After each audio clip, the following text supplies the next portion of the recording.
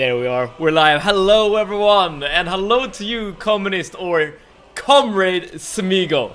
Thank you so much for tuning in. I'm so happy that you're here, and I'm so happy to keep on playing this awesome game, because we are now at a very, very peculiar location. Look at this. Look at this. I said it last time, but I love Blackreach. It's such a different environment compared to the rest of Skyrim, and I really, really like it. Hey guys, hello, hi locals. Thank you so much for tuning in.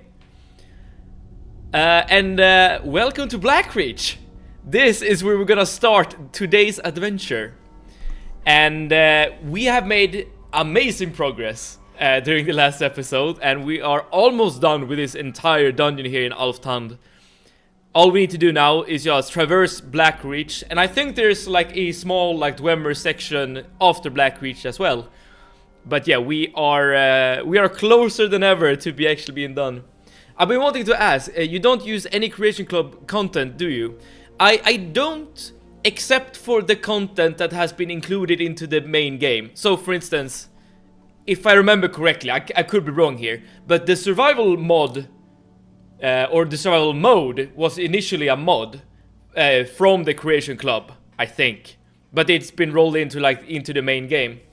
So, and of course I'm using survival mode, so that's a mod I'm technically using. But other than that, I'm not sure that I don't think I'm using any Creation Club things, unless there are other mods that have similarly been introduced into the main game. Then of course it's just part of the game at this point. I'm not actually sure what can be found in Creation Club. It should be some cool mods. But yeah, we are ready to get going.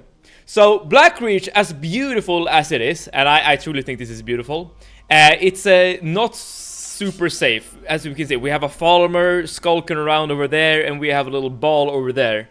So I'm gonna just take my time and just try to deal with as many enemies as possible before we move on. It's faster to just sneak past everyone, but I think it's safer to just take our time and kill everyone that we can see. It's a bit confusing with the Anniversary Edition having a whole bunch of them by default. Yes, in fact, the first time I noticed the pop-up of survival mode, as in the game was, asking. Oh wait, can I use this? Oh, okay, nice. Can I just spam this? Oh, I can't. Oh. But yeah, I was actually quite surprised when I first saw that I was able to play with survival mode. So I wouldn't be surprised if there are other things that have been added. Yeah, that was definitely our summon dying. But yeah, I wouldn't be surprised if there are other mods included into the main edition or main version of the game. In fact, we did find some madness ore, if you remember, like very long ago, in just a random chest. And madness ore is just something that's related to Sheogorath and the Shivering Isles. Meaning that I probably have some content related to the madness ores in my game. I know that there's a quest that allows you to get the seducers as a summon. The seducers from the Shivering Isles DLC, that is. Not that I've actually used those summons, but I know that's a thing you can get. True, it's from the Saints and Seducers CC, it seems. Okay, so that's what it's called. Okay, fair enough.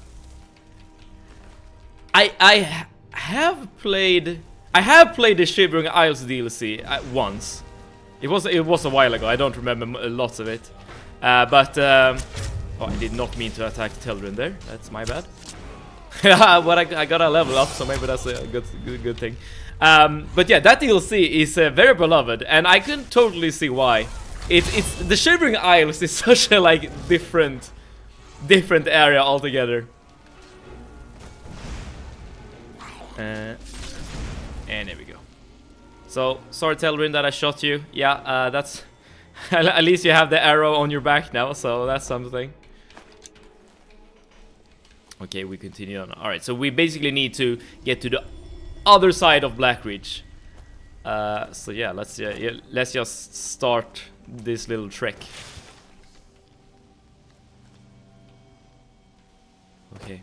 Now, the one mod I would love for them to put into the main game is like the UI overhaul. What is it called? Like Sky UI or something? Because that makes the game so much better to play. The one thing I truly dislike with this UI, at least when it comes to this particular playthrough, is that if I click on items, I can't just back out and then click on magic. Like I need to like quit out of the menu altogether and then re-enter it. And remember, like I have this tendency to always open my inventory whenever I get spooked. So if I want to like switch to shout or something because I'm about to die, then I need to like enter the game again. And oh, here's another guy. Please don't see me. Okay, let's just move away a little bit. Some of them have arrows. Okay, but we are not being attacked. All right, good. Yeah, Sky UI is one of the mods I never play without.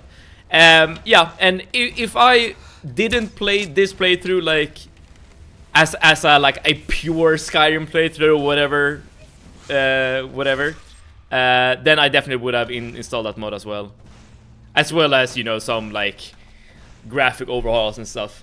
And it seems like we have someone who agrees. Hello Eno, welcome, our resident cuber expert. And I agree with you both. Sky UI is a great mod, and I definitely recommend anyone who plays on PC to use that mod. Oh, here's the first one of these guys, Chorus. I still haven't figured out how to actually pronounce the name, but Chorus or Chorus or whatever. They're quite tanky. And Sushi Eater. Okay. Enjoying some sushi, eh? Now, sushi, that's one of those, like, types of food that you either love or hate. I seldom meet anyone who has, like, a neutral opinion about sushi. But, of course, that is also probably affected by, like, where you actually get the sushi. Because I know some people say that the sushi you get here in Sweden isn't, like, authentic Japanese sushi. Second way I pronounce it. Okay. I forgot if that was the hard K or not, but I think it's good. I think it's alright. Okay, I'm pretty sure this Centurion can wake up, so I'm just gonna try to not awaken him. Okay, cool. I don't remember the layout of Blackreach at all, so that's why I'm just sneaking around and being careful. Just like with the rest of this dungeon, like I have no idea what I'm doing. As long as I'm sneaking and letting Telrin do the tanking for me or my summon, then we're all good. I vaguely remember that I have gone through the entire Blackreach area before to collect all those like Crimson Nern roots. Have anyone of you guys done that side quest? It's like super obnoxious. Very similar to actually collecting the Nern root in Oblivion. Hello, Dalmask! Hello! Thank you so much for tuning in. How are you? You like pineapple, Sevet? I do. I did. It's terrible. I totally agree.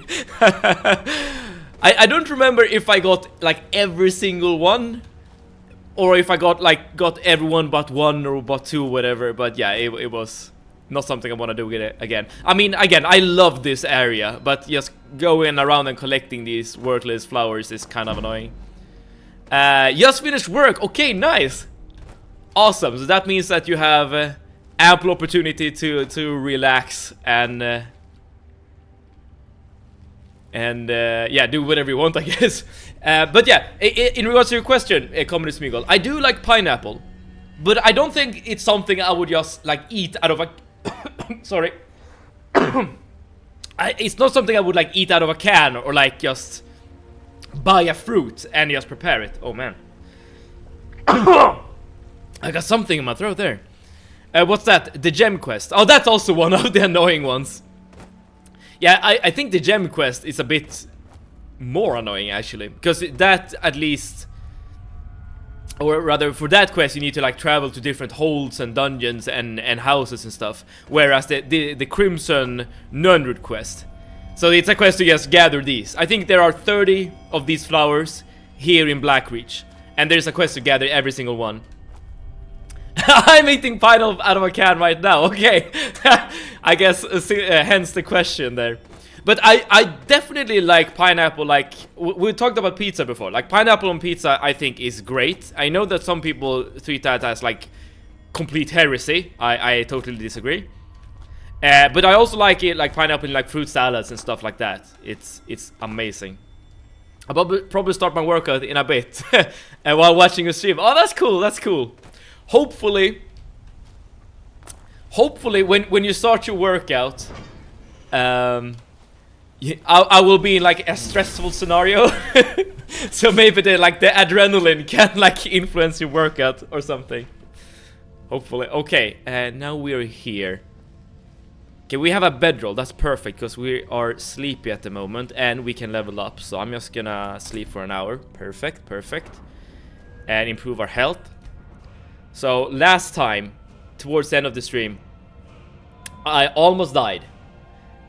I think I got my health down to like maybe not single digits, but it felt like single digits.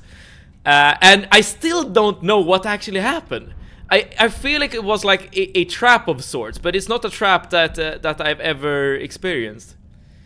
Do I want quick shot? I think I do. Yeah, I think I do. Okay, I have 2 perks that I can use. And I can... Oh, now we're talking. Now we're talking. Yes. Okay, we basically got all the perks I think we will probably get during this run. I mean, I would love to get the final perk in the archery tree, but I don't think I'm gonna get it. And in regards to stealth, I don't need Assassin's Blade. So I guess it would be good to get Lightfoot. Because, yeah, traps have a tendency to be triggered as I'm walking around. But I guess we're gonna get to a level soon. I'm Italian, and I honestly think that pineapple on pizza is completely fine. Okay. We've always had pizza with apples and pears, so what's the big difference? There we go, there we go. And I like the fact that you preface this with saying that you're Italian, because I know that it's a stereotype that Italians really hate pineapple on pizza. Steven, you're inspiring a community of fitness somehow. It's not what I had intended, but I am super happy if all of you are, you know, getting into fitness and watching my stream as you work out. I mean, I haven't been like super into physical fitness myself during my time on this planet, but like recently, like during the last couple of years, I've really started to get into shape myself. Partly because of the wrestling, but also just because it's super nice to just work out. Like it's one of those addictions that you kind of need to work for a little bit before you actually get going. But as soon as you like really get into a habit of working out, then yeah, it can be really quite addictive. Yeah, we kind of do. That reminds me of a little story I have. So at university, okay, first and foremost, let me drop something here. I have so much crap in my inventory. Maybe you can drop a book or something. Yeah, there we go. We have a rogue bot. There we go. Sorry about that. Yeah, it reminds me of a story. So when I was at university and did my masters, I spent the time with like the scientists on the theoretical physics like floor, and for whatever reason, like I would say like 80% or so of all the people who worked at that department were Italian, and I'm sure it was just a coincidence. I'm not sure, but that's fine. But that also meant that I got the like, let's say, the sneer of my fellow colleagues there, as I revealed what I usually ate for lunch. I distinctly remember bringing like a bowl of pasta with Swedish meatballs, and I just poured ketchup all over it. And I distinctly remember the comment I got from one of these Italian dudes. And he was like, hopefully you're getting a PhD in Italy, and do that again, and see what happens. Of course he meant it as a joke, but yeah, it was kind of funny. I'm not addicted at all. I don't like it. Oh, I do it because I need it after 8 hours of work. It's been 5 years now. It sounds to me like an addiction. Ketchup on pasta. Yep. That's super common in Sweden, by the way. And I do it. Like I ketchup on pasta is a no-no. Okay, so there are limits. There are.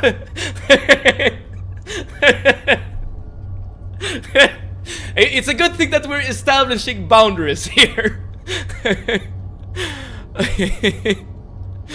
Oh, come on. I get it, but it's just bad. I'll allow jam on meatballs, but not this. Jam on meatballs is also really good. But not with pasta. Like, you can have meatballs with, like, some kind of potato version. Like mashed potatoes or boiled potatoes. And adding jam to that is perfect. That's super good. But I wouldn't use pasta, jam, and meatballs. No, that's a bit too far. Okay, now we need to figure out this puzzle. I did actually look up the solution today. But let's see if I can remember it.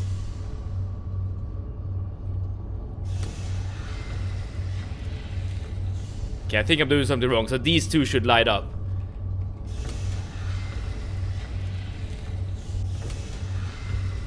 Oh, yeah, I think I'm... No, there we go.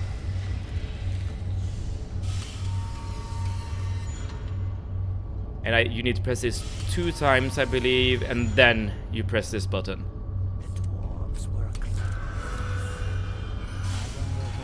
Nice, there we go. Okay. For the first time in this entire, like, Elder Scrolls marathon, we're actually gonna loot an Elder Scroll. Why ketchup when you can have tomato sauce? You like it sweet? Add some sugar and contrast the acidity of the tomato. My grandmother used to do it. I've never tried it that way, Dalmask. But yeah, you're totally right. It is the sweetness that I'm after, and the reason why I'm using ketchup. But using a tomato sauce and just adding sugar to it, isn't that basically ketchup? Or am I missing something? And by the way, we are done with Blackreach. We are done with Alftand and... No, it's not. Okay, alright, yeah, alright. Again, I haven't tried it, so I am not an authority figure in any way, shape, or form here. Let's see. Hell no, okay. You know, I should try it. I should try it, and I should compare it to what I think about using ketchup on pasta. And if I prefer it, then maybe I'll change. Just like a tablespoon. Okay. Yeah, I'm gonna try to remember this, and the next time I boil some pasta and feel the need to add some ketchup, I'm gonna do this instead. Hey, let me know. Yes, I will. Maybe I can do it today, actually. I need to buy some groceries after stream, so maybe I can do some pasta. Who knows? Alright, so where are we?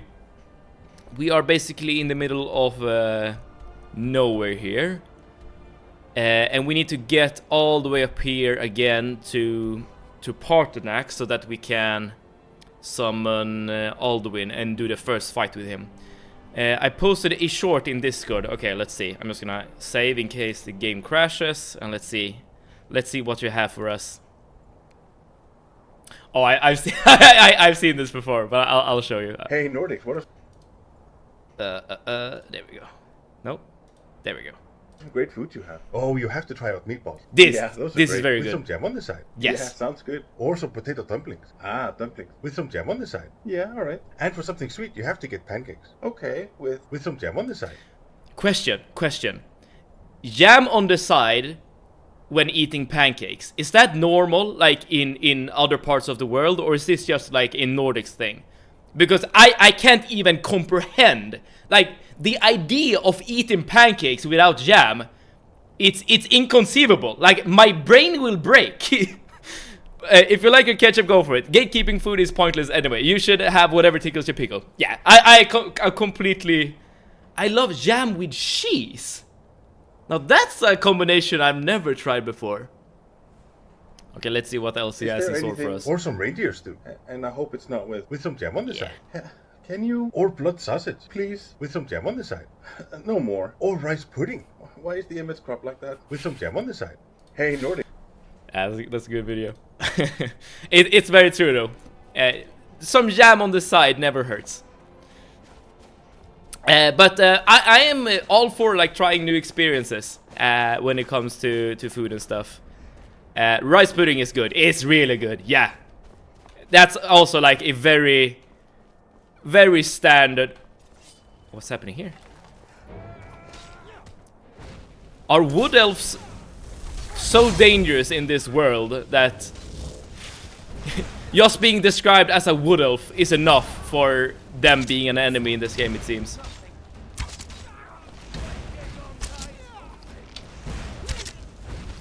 Wait, how are you healing? I'm not sure who this guy even is.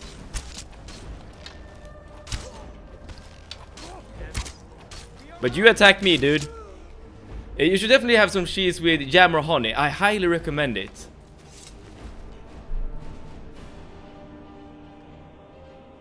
I'm trying to like imagine like how it would taste, and like I'm not okay. This is like a skooma addict. Is that it?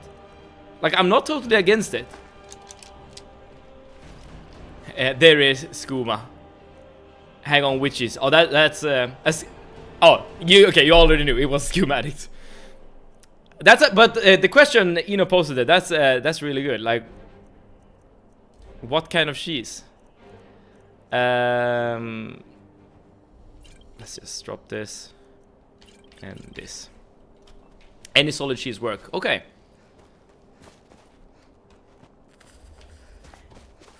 And follow-up question. Do you eat it with just the cheese and the jam / honey? Or do you like add a cracker or some bread? Or is it, yeah. Like, is it, do you add anything else to the mix there? And where are we going? We're going southwards, yeah. So we want to get to Whiterun, so with that we can sell and stuff. And then we're just gonna head up the mountain again to High Hrothgar. And unfortunately, my friends, this is not the last time we're gonna climb the steps all the way up to High Hrothgar, because very soon we will get the quest where you have to like broker a peace between the Stormcloaks and the Imperials, which of course also takes place at the very top of High Hrothgar. So yeah, we're gonna be moving there a lot. But after we have brokered the peace, then we basically have the final quest of the game to go to Skuldafn. No. After we broker the peace, we need to capture a dragon, and then we're gonna get the quest to get to Skuldafn. Crackers and bread are perfect with that combination. Okay, that's good to know. And that's probably also something I'm gonna try tonight. just to yeah, figure out some new delicious combinations. But yeah, when it comes to like eating cheese, I know that in some parts of the world, like you really just want to eat the cheese on its own. But here in Sweden, when we bring out an like a cheese tray, we very often do it alongside some crackers or bread or something like that. I'm not even sure why I'm fighting these outlaws.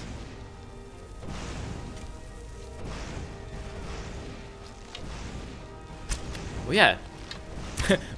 I just realized we have this new perk. Now we can definitely like machine gun out our arrows here.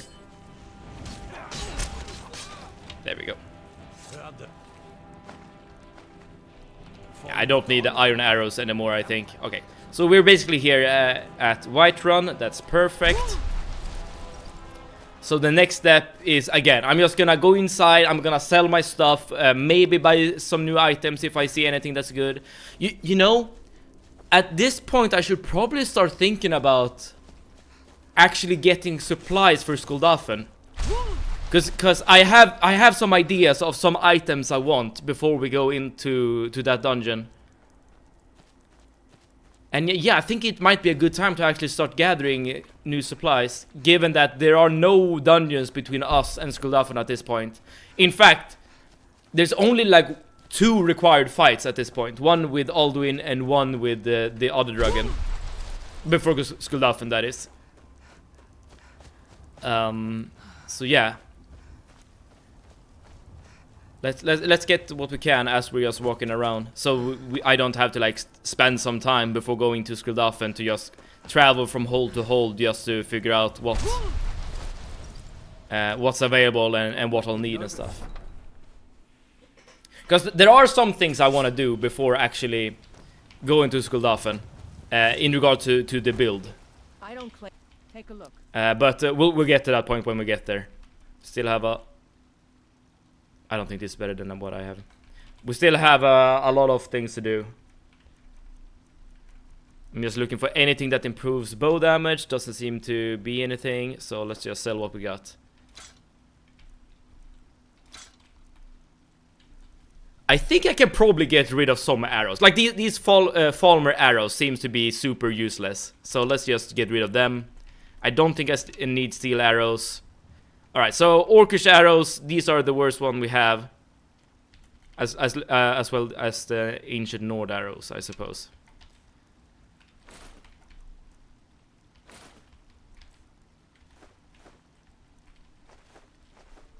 Good. Don't forget. It's always so nice to like... Oh, what's happening here?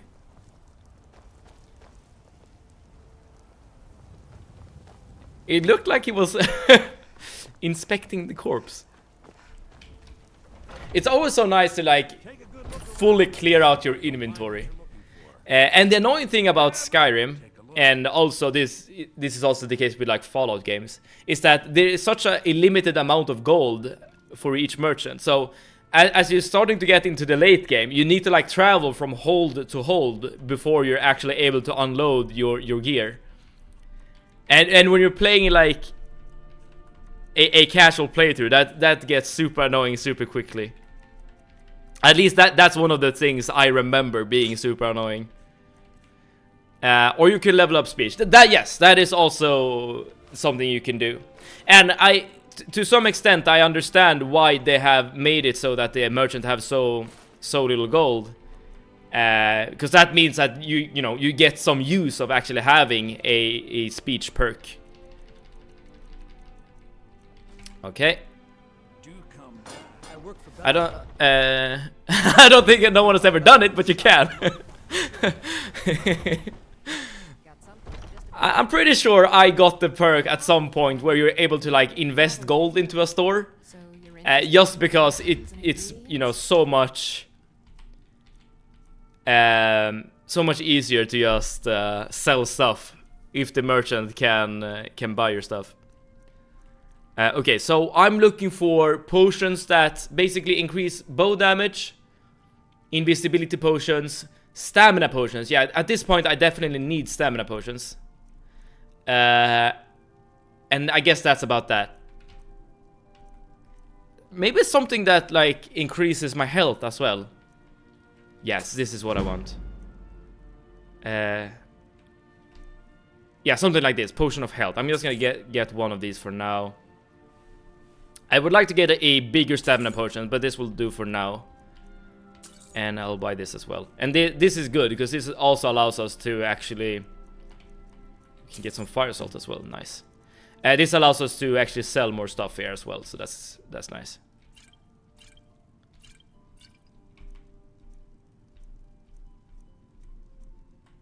Okay, so we only have 3 stamina potions at this point. We'll get more. Oh, okay, we have this as well, and this. Perfect, perfect.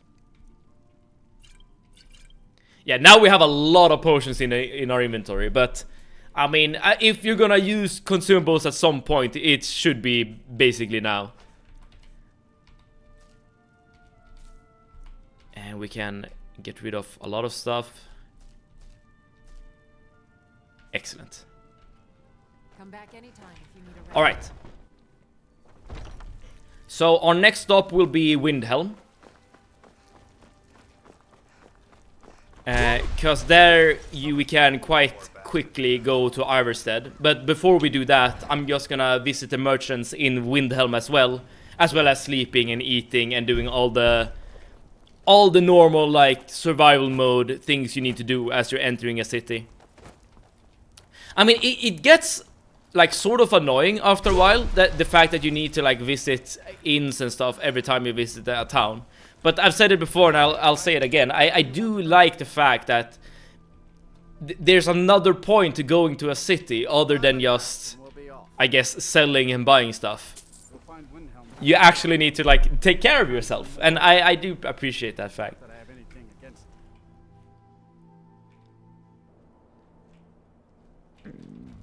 Alright, let's keep going. And of course, these potions that we're getting might actually be useful in the fight against Alduin as well. But if I remember correctly, that fight is not difficult at all. Given that you get Dragon Rend, basically any dragon fight that you have for the rest of the game becomes maybe not trivial, but definitely much easier. Oh, that actually makes me made me think of something. In your opinion, which fight is the hardest fight in Skyrim? And we'll start with the base game, and maybe we'll Got some fresh baked and then we'll move on to the DLCs as well. I'm not so familiar with the DLC, so I'm not sure if I'm gonna like know about all of the enemies in those games.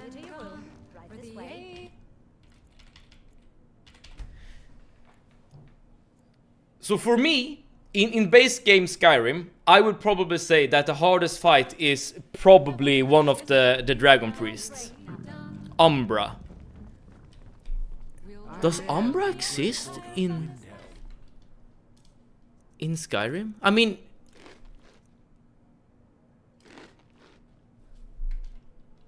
they should, because Umbra is part of every other game. But I don't remember like fighting an Umbra.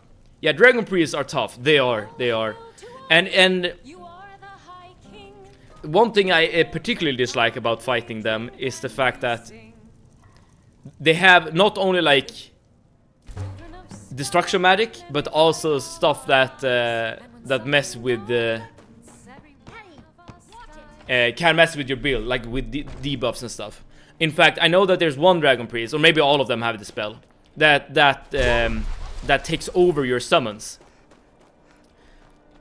So they're basically using your own tools against you, and that's super annoying.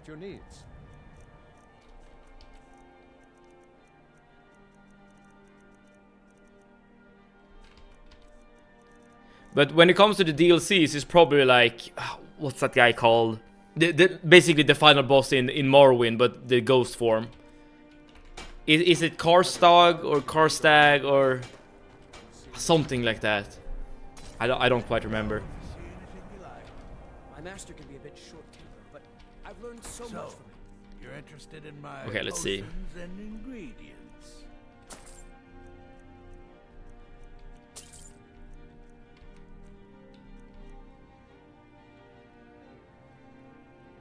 I don't think I will need this.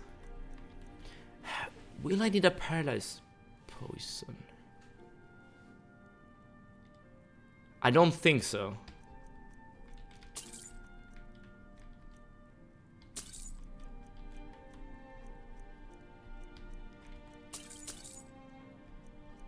Okay, I'm using a lot of my gold here, but I don't really have any use for my gold. Mirak.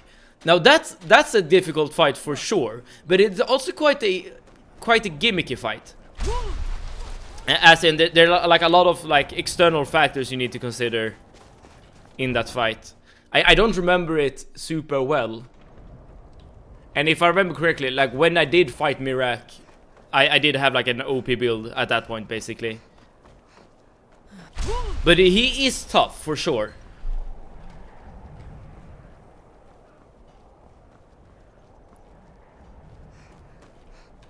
And I haven't played the Dawnguard DLC, so I can't really make a comment about that one. But I'm pretty sure that the Dragonborn DLC is supposed to be harder than the Dawnguard one. Alright, so we are traveling back to Iverstead to climb the mountains of High Hrothgar. And as I said, we will unfortunately have to do this twice. So one time now just to fight Alduin, and another time to do the Peace Council Summit thing. But after the Peace Council Summit thing, we are completely done with these steps. The final boss is pretty hard. Okay. And please don't tell me who the final boss is, because I don't know. I'm assuming it's gonna be like one of the vampires. Because I know that there's like this place called the Soul Cairn or something. And I guess there's like a boss there that you fight.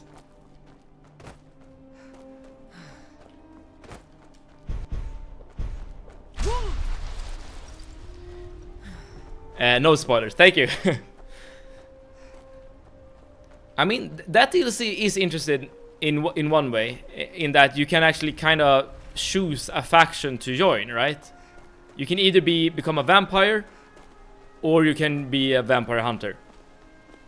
And just mechanically, I'm pretty sure being a vampire is much cooler, right? Because you're getting like vampire abilities. I'm not sure if the vampire hunters get something similar, but they're not as flashy, that's for sure.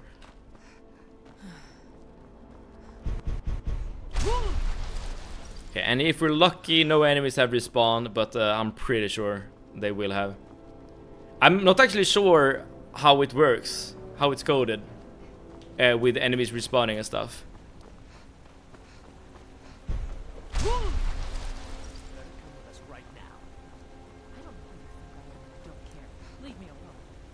Your kids have fun.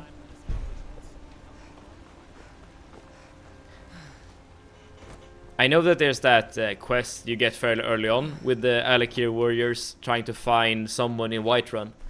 I've completely forgotten the reason for actually finding her.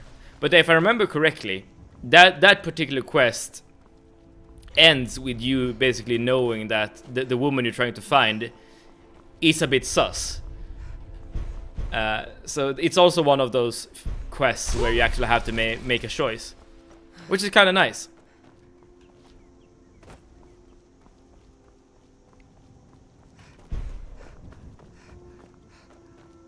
Oh man. Have anyone here finished the game using survival mode? And if you have, how did you deal with fast travel or lack thereof? Like, is there a better way to do this than just walking from place to place like I'm doing right now? Because there isn't any like levitation or something in Skyrim, so I'm pretty sure like this is what you have to do to get from point A to point B.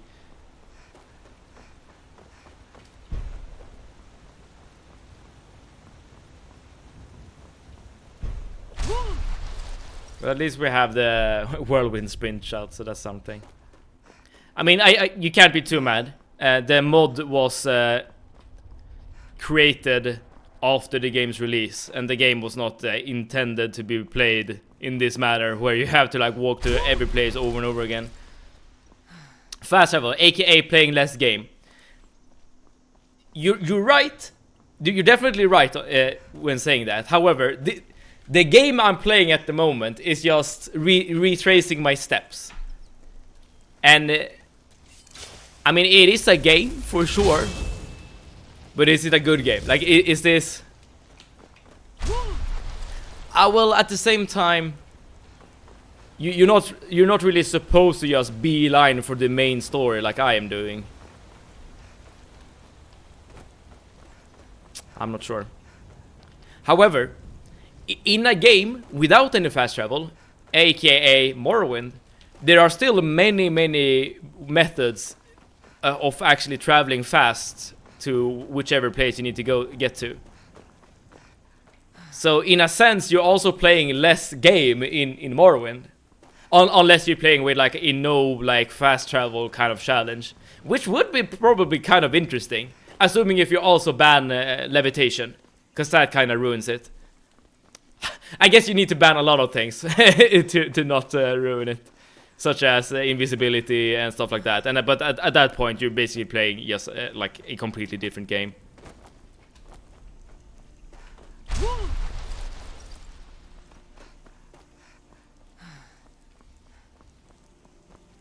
But I'm pretty sure there exists a survival mod for Morrowind as well. Like at this point, as you pointed out last time, at this point there's like a mod for everything in that game. It's been out for so damn long.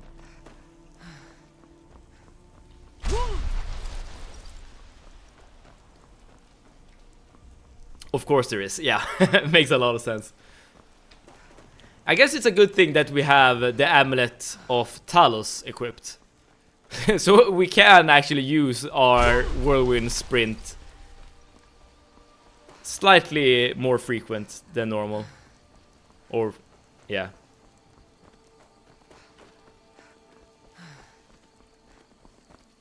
And it seems like none of the wolves on this path have respawned. Which makes me kind of hopeful that the path up to High Hrothgar will be free of danger. Oh man.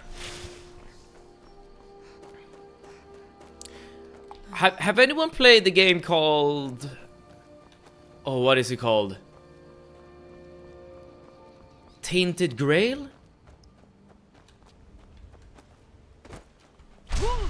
It's basically a similar game to Skyrim in the sense that it's like a first-person RPG where you do like a lot of traveling and stuff, and the fighting looks very similar to Skyrim.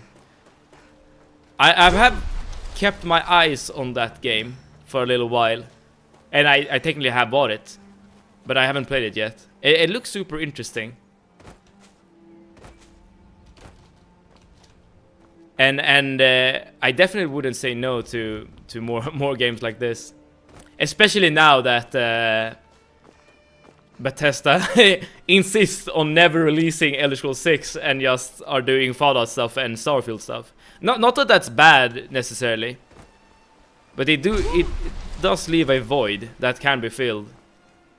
And there's also that game called Avowed, I remember, that's also trying to like get into the first-person RPG kind of space. But Avowed wasn't so good. Okay, here we go. Good day to ye, oh sappy, zany, zesty, sweaty, singy, sooty. That's a real word. You're cheating. You can't put singy 2 times. Zombie-like. Zealot. Lucius, welcome.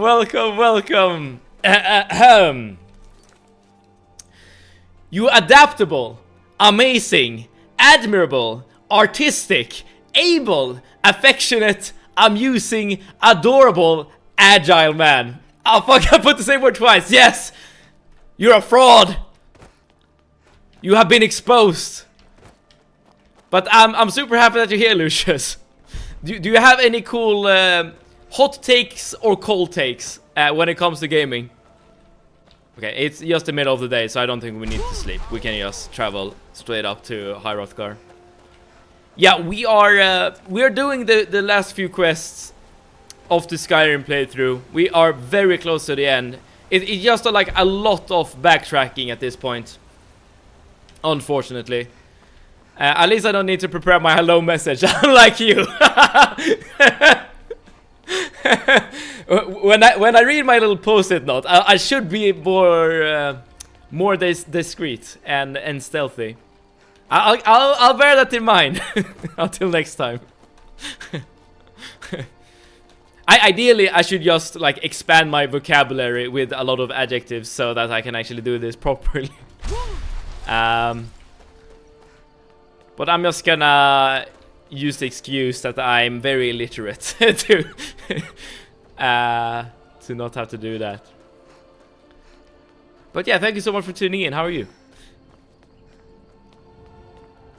And yeah, this path seems to be completely void of any and all enemies, which makes this very quick, or quick-ish, but definitely less exciting. Well, we're gonna fight soon. A big-ass dragon.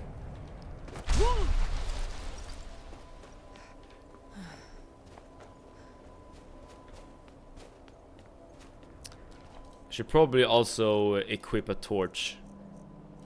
It's not super cold at the moment, but well, if we can avoid being frozen, then at least we're keeping our movement speed as high as we possibly can. And I'm not sure if I've actually explained how the warmth mechanic actually works. So the torch or warm clothes, they do not increase your heat, but they do reduce the frost buildup that you're getting in cold areas. So even if you're like wearing the hottest fur like armor in the game with a torch in hand, you're still gonna get chilly after a little while. Let's see. I do have. Okay, you do have any gaming hot takes. Okay, you can say that Dark Souls 2 is better than Dark Souls 1. Now that I definitely disagree with. And you know, you think that Souls-like are just like ketchup on pasta. But here's the thing, ketchup on pasta is really good. So that means that Dark Souls or Souls-likes are really good.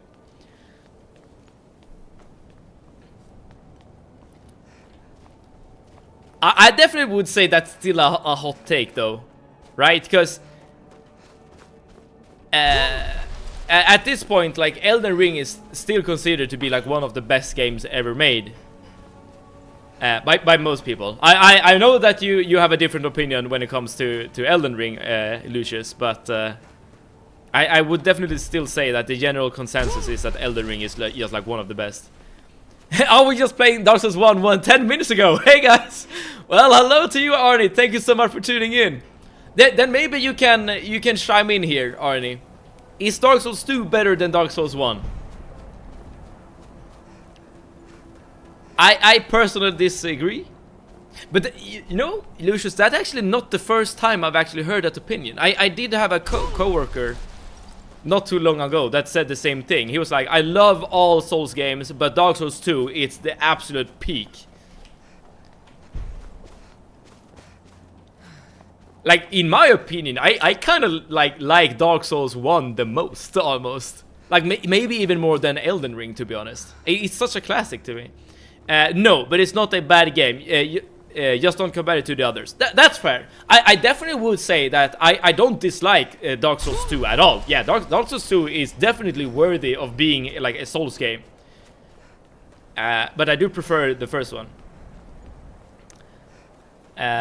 Or we're gonna go into super hot take territory, okay? Like, burn your entire ass level of hot. Elden Ring is worth the entire Souls trilogy. Now that is a very hot take.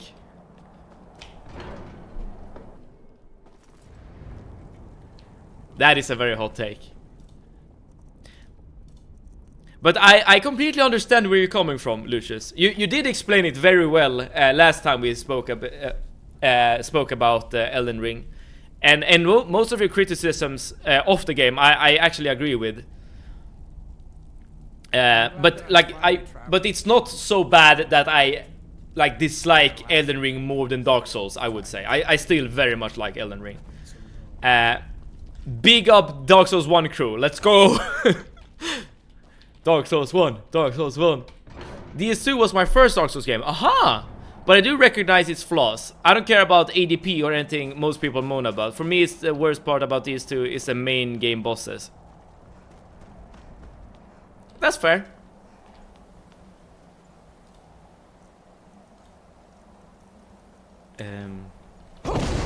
But now that we're talking about Souls games, have you guys played Bloodborne?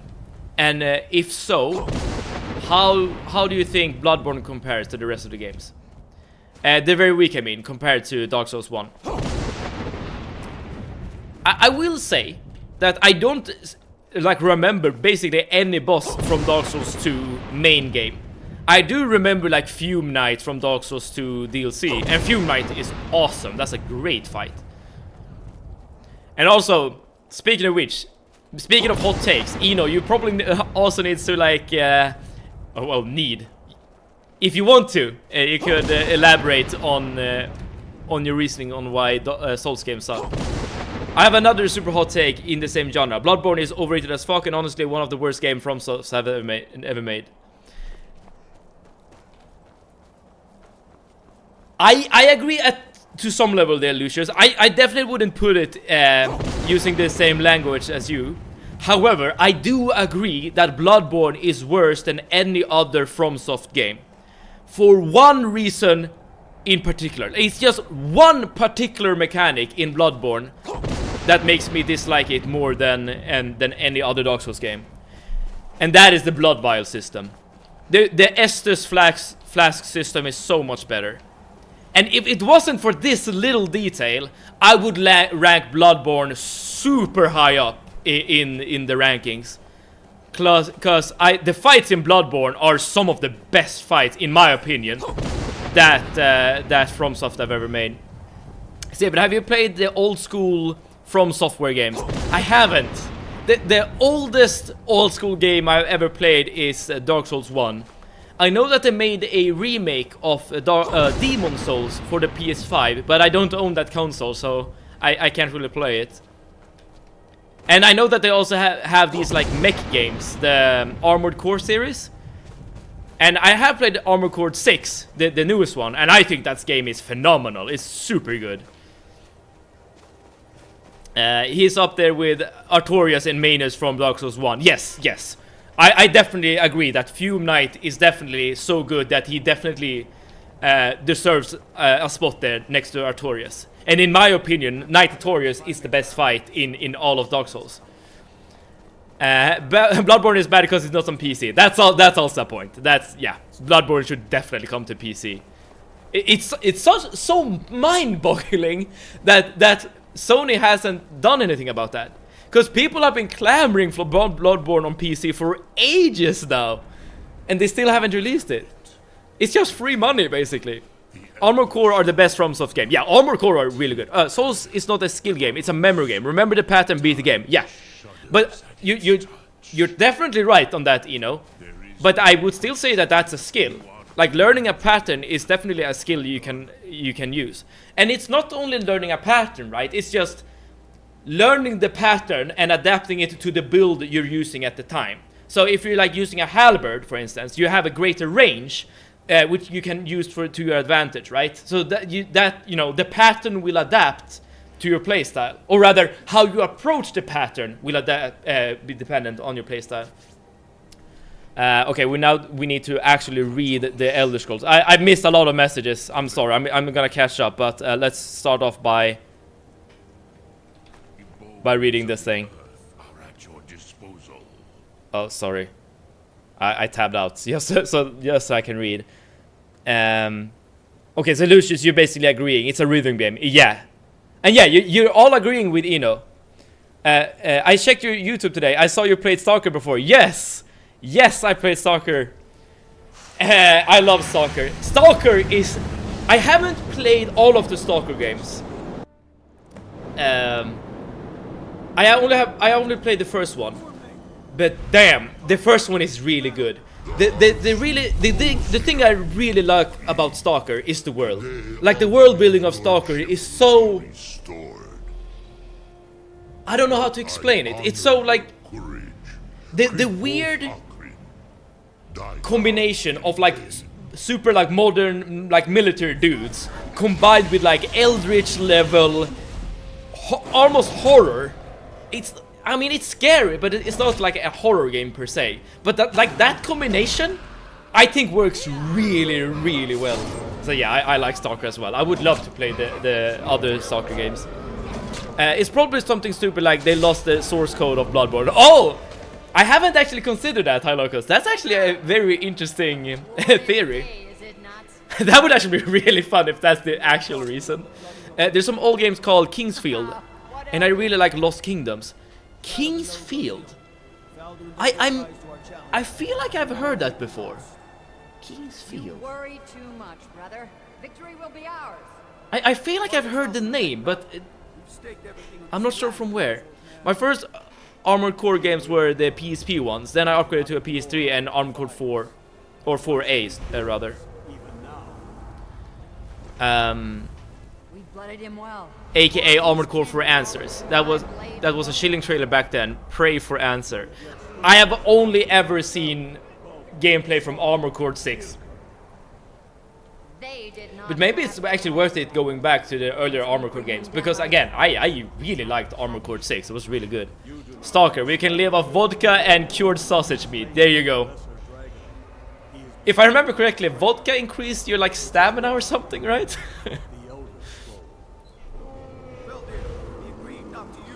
I played Shadow of Chernobyl and Call of Pripyat. So the first and the third game then.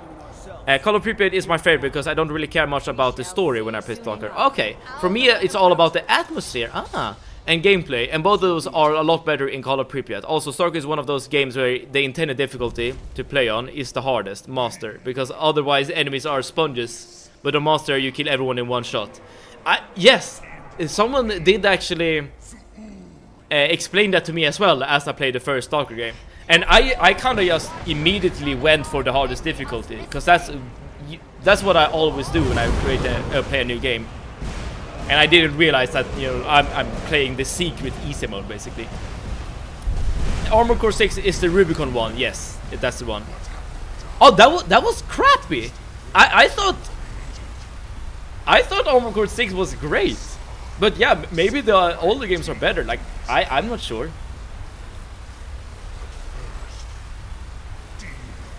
Alright, it's a good thing that we're learning in Dragonrend here.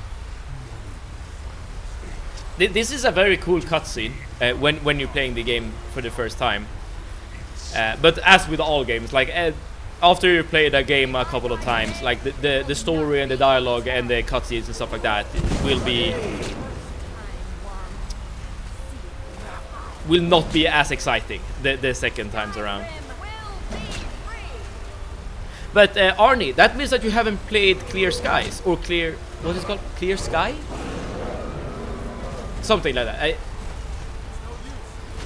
So yeah, if you haven't played Call of Pripyat, please do, because it's great. Also get the mod called Complete. It fixes a lot of things and also makes the game look a bit better. Okay. I'll bear that in mind. I don't think the game looks that bad, to be honest. I mean, it's an old game, for sure. But I've seen worse looking games.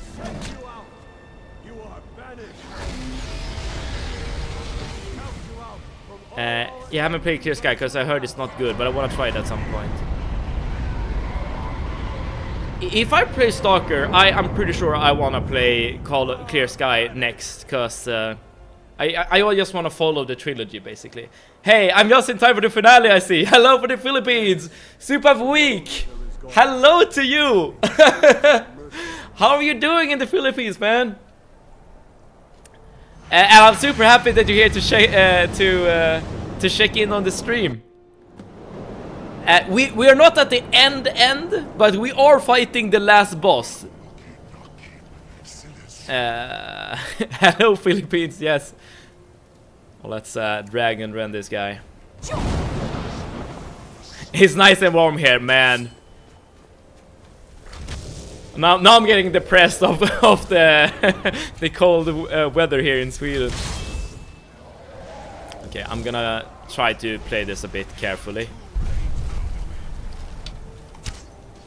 He's looking at me.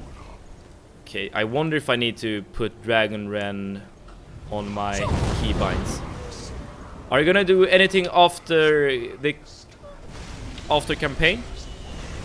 Are you speaking about this campaign I'm playing right now, Smeagol? Oof, he's targeting me.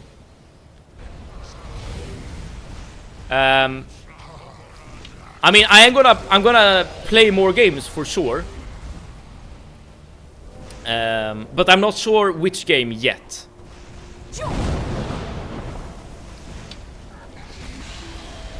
Okay.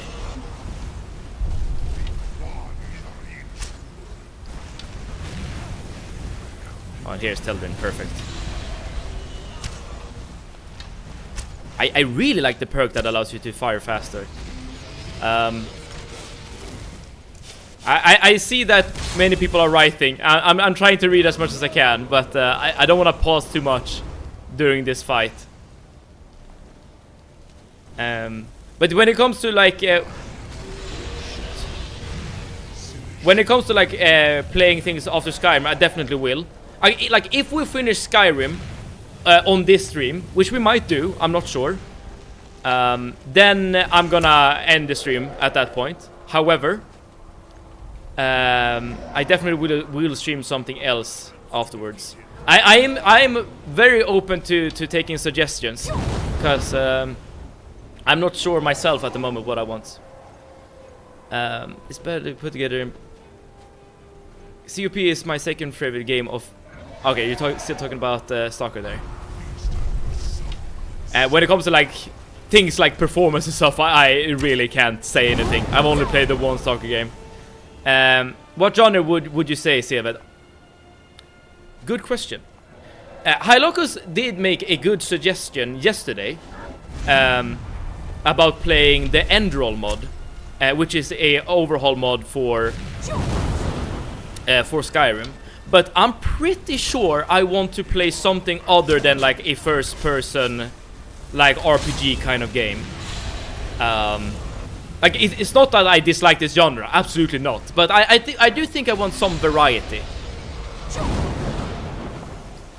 There is one game I have in mind that I think I would really love to stream, but only under certain conditions. And that is a game called Core Keeper. It's very similar to like Terraria and Valheim and games like that. I haven't played it myself. I've only like seen it on Steam and stuff. I'm gonna eat some hot food at the moment because we are definitely losing a lot of. Okay,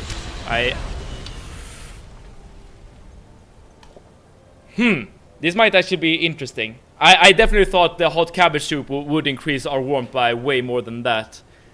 And 4-0, hello, thank you so much for tuning in. We are fighting Alduin at the moment. And we might be in trouble, actually. Not due to Alduin, he's easy to beat, but rather because of the weather. You have played enough RPGs these days. Fair enough, fair enough.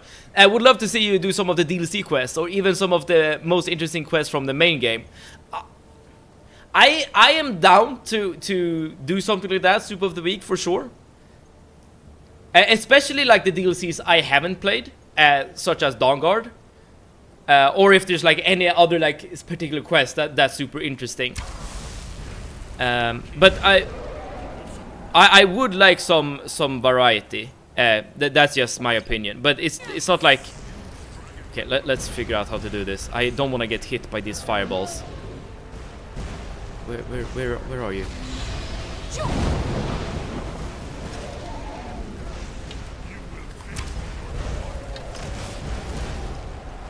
It would be nice if the weather wasn't this cold. You know, bearing in mind that fireballs are raining down from the sky. Steven, do you remember the send-off stream, Stellaris? I teamed with you and we got stomped. I remember. Yeah, Stellaris is great fun. And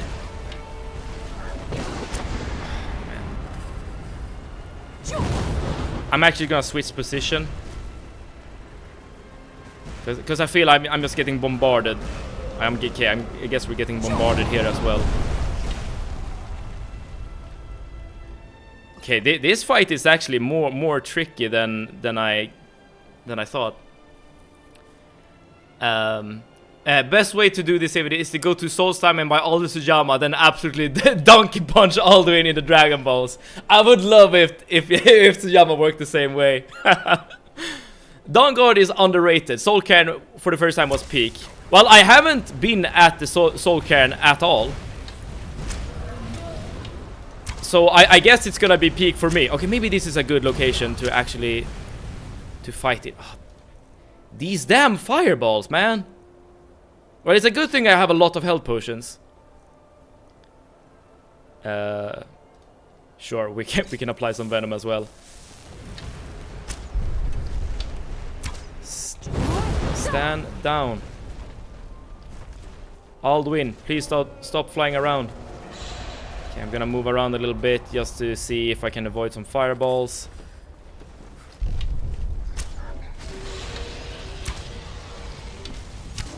Maybe I should just spam Dragon Ren over and over again so that he never starts flying, basically.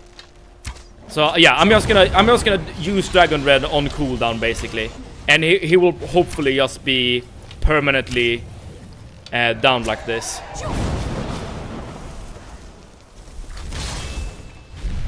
And I'm definitely gonna need some more hot food after this. I'm basically gonna use up my entire supply, I think. Which is not what I had in mind. Yeah, this is the strat. This is the strat. Absolutely. I was just trolling before doing this. And I think you only need to get him down to like half HP, right? Okay, I'm gonna read the messages soon. I'm just gonna make sure to actually do this. Come on. And I think he's targeting Teldrun at the moment. Man, Teldrun is such a good guy.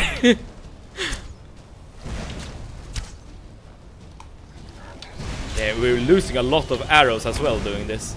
But that's fine, we can definitely buy more.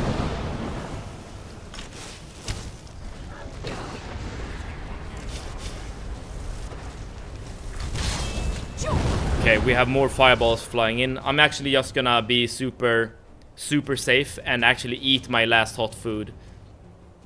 You get the best follower in Dawnguard. You're talking about Serena, right? The vampire. She is definitely very well beloved. When you found all the notes for when I found all the notes for you in the cairn, was it? Wait, what? It was like my Morrowind character got to say goodbye. Oh, so there are notes you're finding about people who are in the Soul Cairn that's related to Morrowind. Okay. Alright. Oh, I'm actually completely out of arrows at this point. Huh. Wait a second. Wait a second.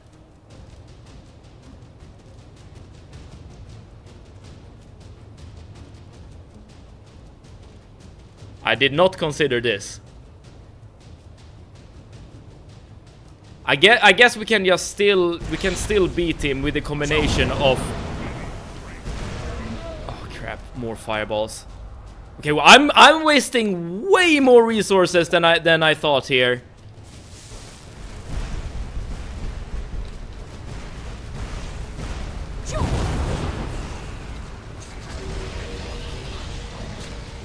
Okay, I got 2 more arrows. Yeah, this is actually quite bad.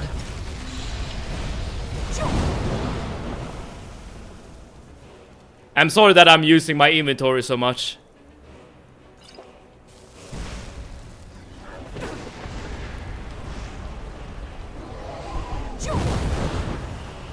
Maybe there's actually a possibility to switch between Dragon Rend and Fire Breath, just so that we get some sort of damage going.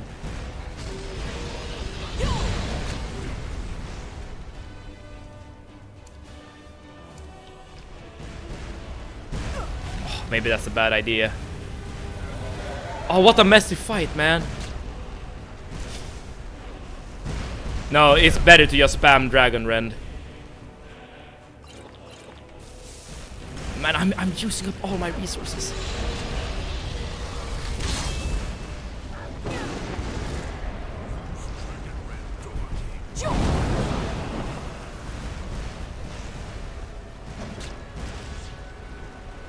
Are there any arrows somewhere? Because my friends are basically doing nothing at this point.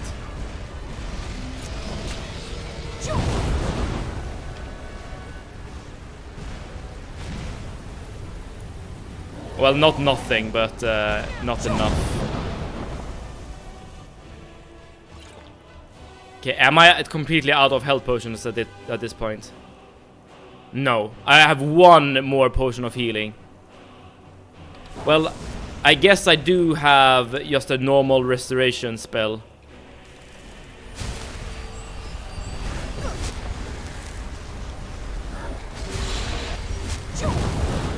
Oh man.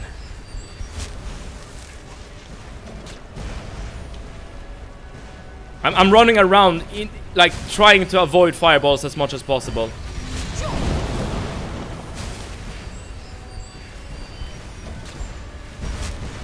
Okay, and at least magica potions can be turned into health, basically, via the healing spell. Oh, come on. He's almost dead. Teldrin, you got this, man. And you as well, Partenax. Okay, I'm gonna pop a magica potion or several.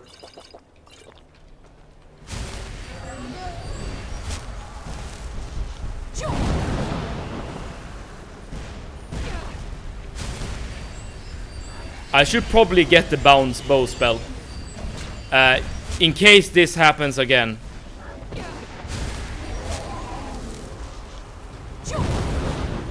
Come on. Come on. I'm gonna pop some more potions.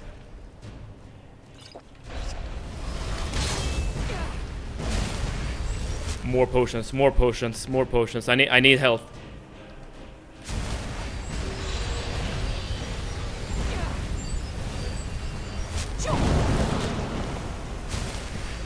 Oh man, this is getting hairy. More potions, more potions. I'm using everything I got, man.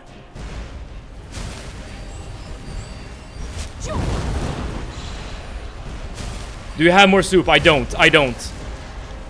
The health I'm... He's dead, right? He's dead. I think we got him. I think we got him.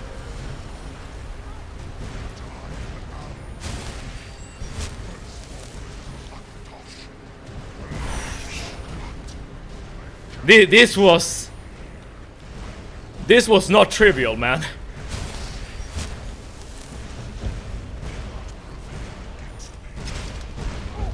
And we're still dying from cold. So let's actually just move down from the mountains. We need to prepare a lot now. Yes. Yes.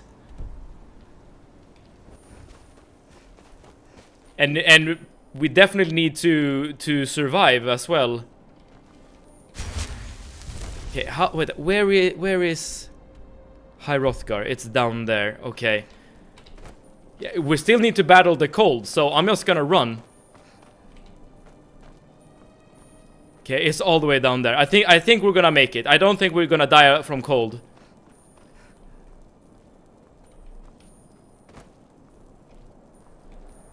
I think we're good. I think we're good. We lost, like, I used up basically all of my resources in my inventory. And which is not great. It's downright awful, actually. And my game crashed. Are you serious? No. Are you serious? No. I should have saved. I should have saved. No, I didn't. I didn't save. And no, man.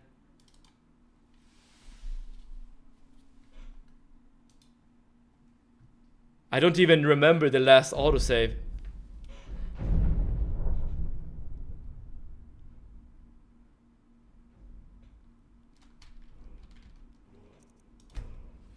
I should have saved.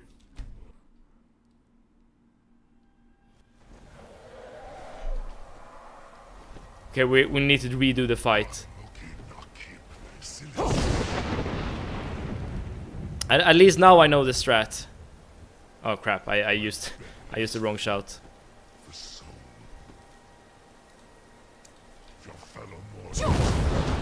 Okay, so I'm supposed to stand like over here, basically. At least we can save resources now. Yeah, it's kind of cheating, to be honest, but I mean I don't know like what else I can do to I mean I could have saved. That's what I could have done, and I guess I didn't die, right? So I'm not cheating that much. But I did get some practice, basically. So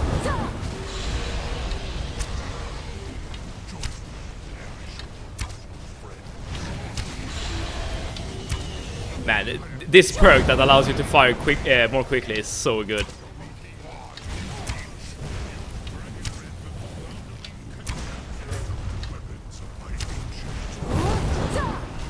Teldrin, you need to be closer, dude.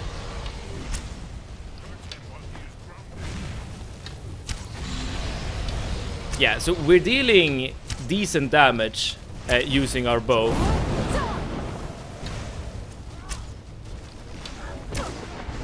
But I definitely would prefer it if Teldrin was up close and did the tanking for us.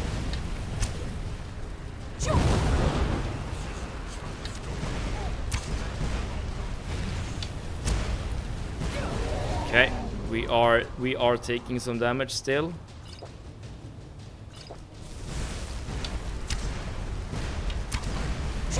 Oh, don't look at me, don't look at me, don't look at me, don't look at me.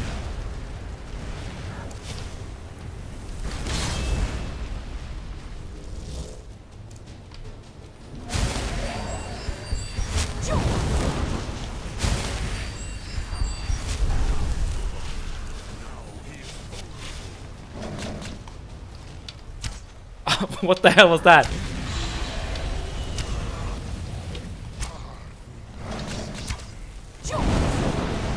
Keeping grounded at all times. What? Oh no, I hit the wrong guy, I think.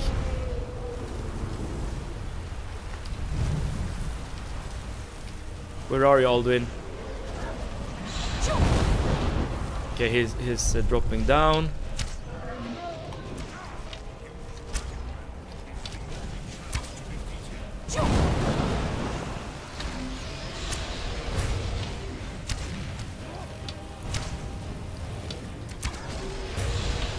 Okay, we're getting a lot of crits. That's good. That's what we need. And now Teller. Oh, I thought for a second Teller was gonna run up and do some tanking for us.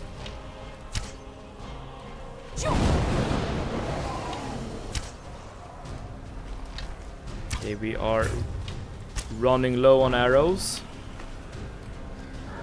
We are out of arrows.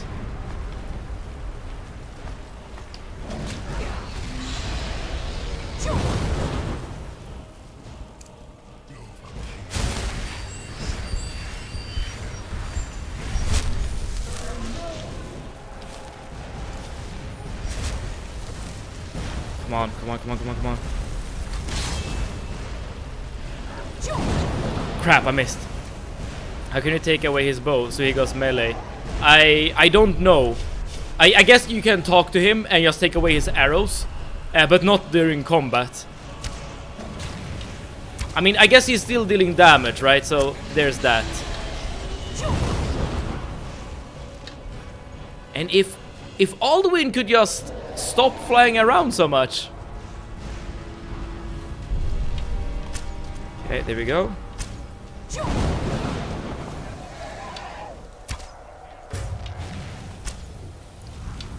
Okay, crits are good.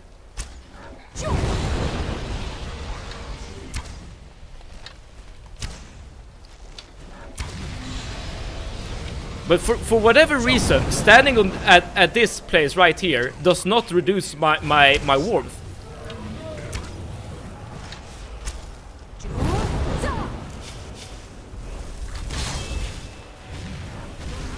Okay, he's attacking us now.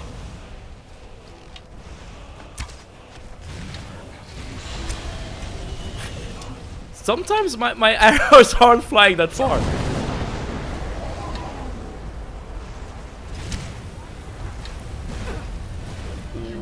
Okay. Okay, I'm alright, I'm out of arrows at this point.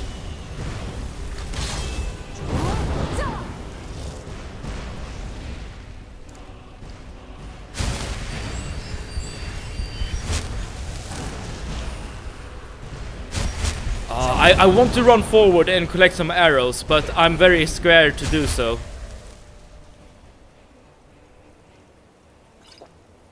Minor magic, yeah, let's drink everything.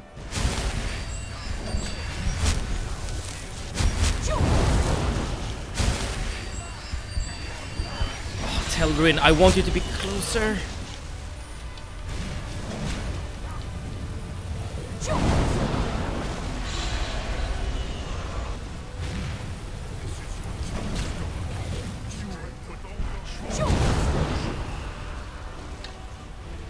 Okay, Telrin is up and close now. That's good. That's good. That's good.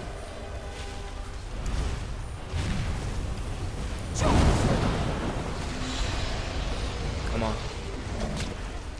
Come on. I'm trying to do one of these guys. Good. I'm very scared to get closer.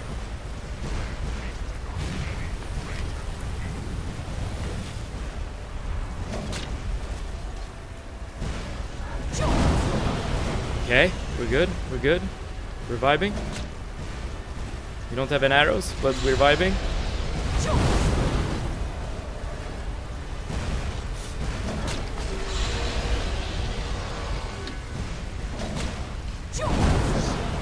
Okay, I think those are all the arrows I can get.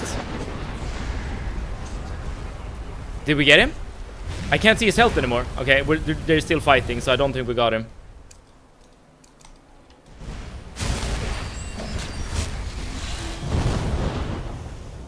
I'm getting scared, so I'm just gonna... Oh crap, I used the wrong item there.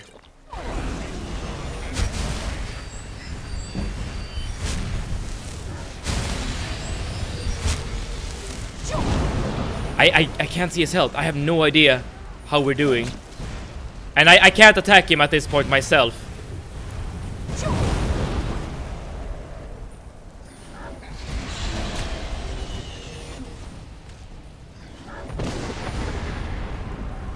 I would love to see how much health he has left. Telrin is at 50, but that's not really... Or 50%, but that's not really what we're worried about at this point.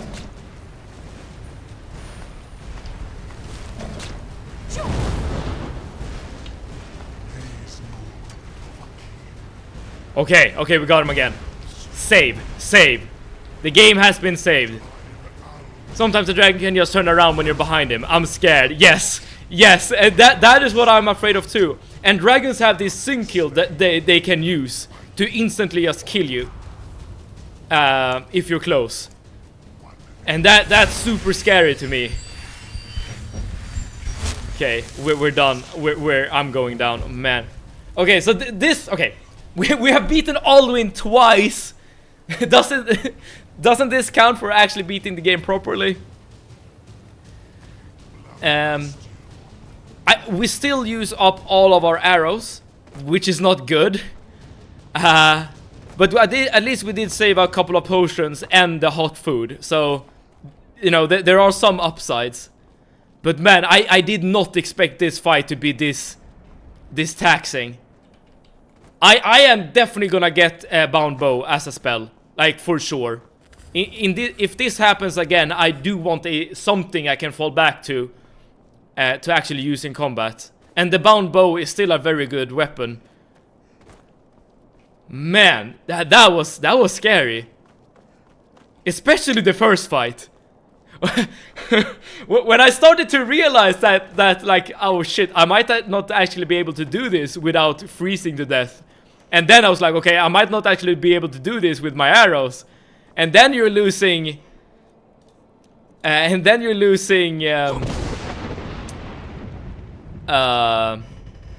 all the potions as well. I mean, yeah. Super scared there. Okay, now I want to fall down here without dying. I could use Become Ethereal, perhaps. If I start off from here. I think this is fine. Yeah, there we go. Huh. That was nerve-wracking, for sure. I know that we had like a conversation going before the fight, but I kinda just... I kinda blanked out there, sorry. Alright, the Thaumaturge, how's that for the next game? The Thaumaturge, I know of that game. I think I actually own it on Steam as well.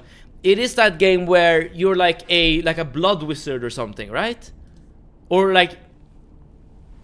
You're some sort of wizard kind of person. Or like an alchemist, maybe.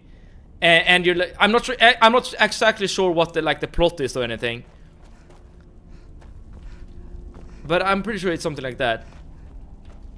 I should probably like write down all these suggestions. I do have this post-it thing here.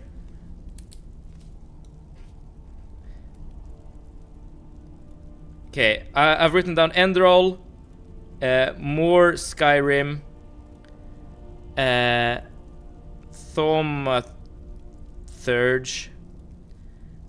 I know that Lucius said something about Banishers earlier, so I'm gonna put that as well. And I want to play Core Keeper, so I'm gonna put that down.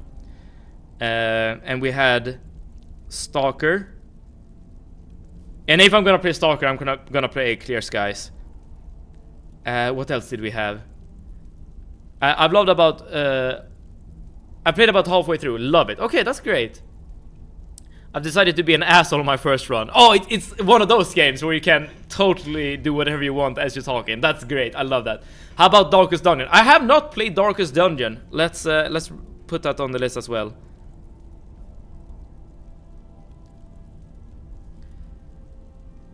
And Arnie, didn't you mention like a horror game?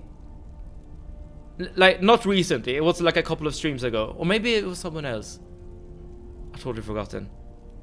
Alright, but I have a couple of games on my list there at the moment. Yeah, Crow Country, that's the one. Let's put that down as well.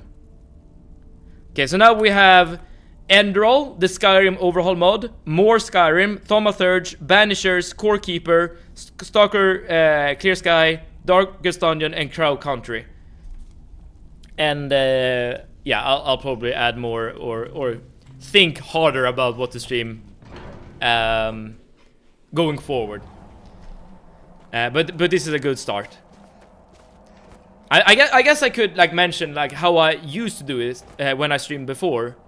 Oh, I also need to talk to a Greybeard, so let's do that. So the way I used to do it before when I streamed is that in our Discord there is a text channel where you can write game suggestions, and there's also a text channel where you can vote on a game suggestion. And I'm not always picking the game that's most highly voted, but I'm definitely looking at that list, and I'm definitely taking it into account.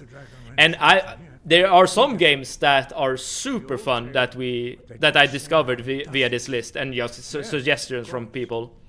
So the first game we played as a game suggestion was Subnautica, and Subnautica is such a good game. Okay, so now we're getting this plan of actually capturing another dragon that will take us to Skulldafn, where we can find, well, we will gain entry to Sovngarde for one, which is like amazing in of itself, but we are also gonna get to Skulldafn, and I've mentioned Skulldafn so many times during this stream or during this playthrough, and it's gonna be one hell of a dungeon, and I definitely need to prepare before we get to Skulldafn. I'm probably gonna spend like several minutes just going from city to city, buying fire salts so we can create hot food, as well as potions. Invisibility potions, bow damage potions, health potions, stamina, like everything. Like, all of my gold is basically gonna be spent on supplies before we head on over to Skuldafn. And I'm also gonna get the bound bow spell. Like that's a certainty. I definitely need like a recurring source of arrows, as we just discovered.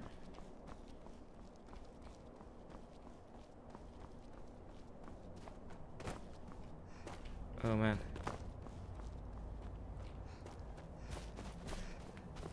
Whew. But I think it could be nice to stream like a new game, like do a first playthrough, a blind playthrough of something.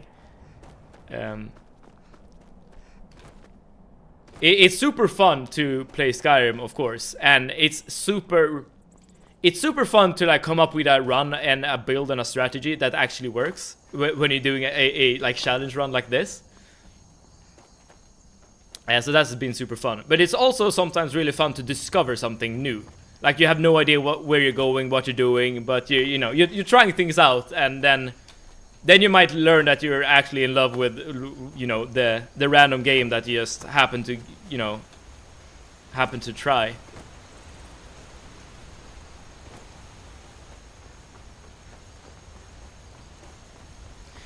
The opposite can also happen, of course. You can play a game and it might not click for you. And that's fine. Not every game is for everyone. That's definitely a thing. But more often than not, I tend to like games I'm playing rather than dislike them. I guess it's part of, you have spent money on the game, right? So you're probably interested in actually, or you have like a vested interest in the game actually being good. I have so many games I could suggest for you when you run out of games. That's great, Ardy. That's great. I probably should. So one thing that happened at one point is that the game suggestion list became so damn long. So it's quite difficult to just, not difficult per se, but it was kind of bloated at some point. So I should probably like have some sort of way to limit the amount of suggestion somehow. I'm not sure how. But yeah, it's great that you have game suggestions, because yeah, even though I've had Core Keeper in my mind as a game to play, it's definitely not something that's like set in stone by any means. One thing I love about how Thaumaturge plays is that some dialogue decision get locked out because you either made a decision sometimes in the past, or even because your character's attitude doesn't love it. Now, that is like music to my ears, and that is what I like. That kind of gameplay is what I truly like and would like from Elder Scrolls. But of course, Elder Scrolls are great at what they do, especially when it comes to like mechanics and gameplay. That's where these kind of games shines, in my opinion, and also like the world and exploration. But when it comes to like story and dialogue, I think other RPGs are doing a slightly better job. Have you guys heard about the game called Disco Elysium? It reminds me of that you're describing there, and Disco Elysium is also really good. It's really fun. Have you heard about Vampire the Masquerade Bloodlines? Yes, I have. It's basically Elder Scrolls but vampire setting. I have played the ancient, very old version of Vampire the Masquerade back from like 2005 or whatever, whenever it was released. I did play it with like an unofficial patch though, because if I remember correctly, like the original game is kind of like broken. And I have also played the new Vampire the Masquerade game that came out not too long ago, and I actually really like that game as well. It definitely had its problems, I'll say that, but overall it was an enjoyable experience. I used to watch DS Speedrunner, Dark Souls Speedrunner. He said Disco Elysium is the best game ever. I'm not sure if I'm gonna say the best game ever. That's a tall order, but it's very good. It's super like fun. That game is completely dependent on like personality traits and stuff like that. It's a game that's basically only dialogue, but the dialogue is really good and really enjoyable. Okay, we need to talk to the main guy here in Dragon Reach. Alright, so at this point we need to... Okay, what's going on? We need to like do the peace talks, the peace summit, so that everyone gets along. And after that, we're gonna capture a dragon in Dragon's Reach, and that dragon, we're gonna force it to take us to Skuldafn, where Alduin is hiding out. And then we're basically done. So it's definitely not a lot left. Fools, you stand out above the rest. Here, take this small sign of my friendship. Thank you. May the god. I must. The first Vampire Blood games is so good. It's really good. The different vampire species you can start with, and how some of them changes, and some of them changes how you play the game quite a bit. Yes, like if you're playing like a Nosferatu, you can't talk to people. Sorry, but I can't do it. So you definitely need to like approach the game differently. And of course there's the all-time favorite, the Malkavian, that everyone likes. I haven't played the game as a Malkavian myself, but yeah, it's super good. Yeah, exactly. I've seen some dialogues from the Malkavian vampire, and it's good. It's good. And the thing about the original Vampire the Masquerade is that it's so different from like any other game. Like if I would have like a hard time to just... Oh wait.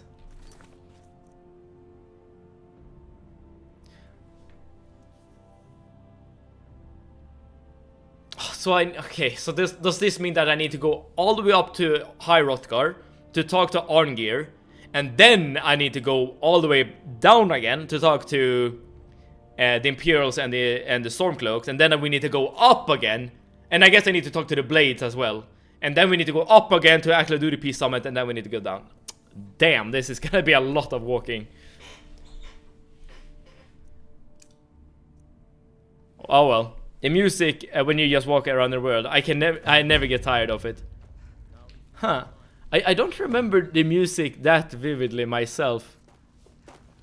But it definitely had its own atmosphere. I mean, it's an old game that tried to like depict the world as it was at that time. I had you figured for me. And basically me growing up, right? But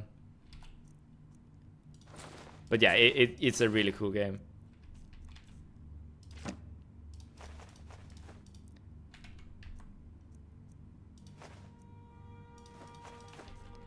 Okay, let's see if there's anything we can get here that's worthwhile.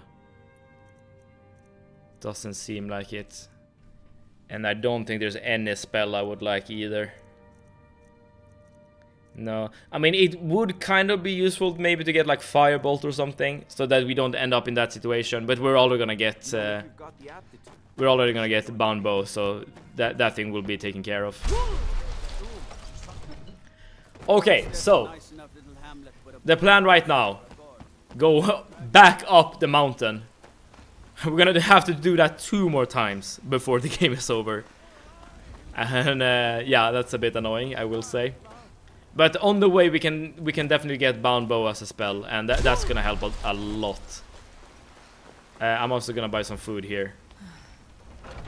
I posted a few of my favorite dialogue moments in the game so far. The game itself, it looks very good. But how come you haven't finished it, you know? Maybe it's that's something you're actively working on. I'm not sure.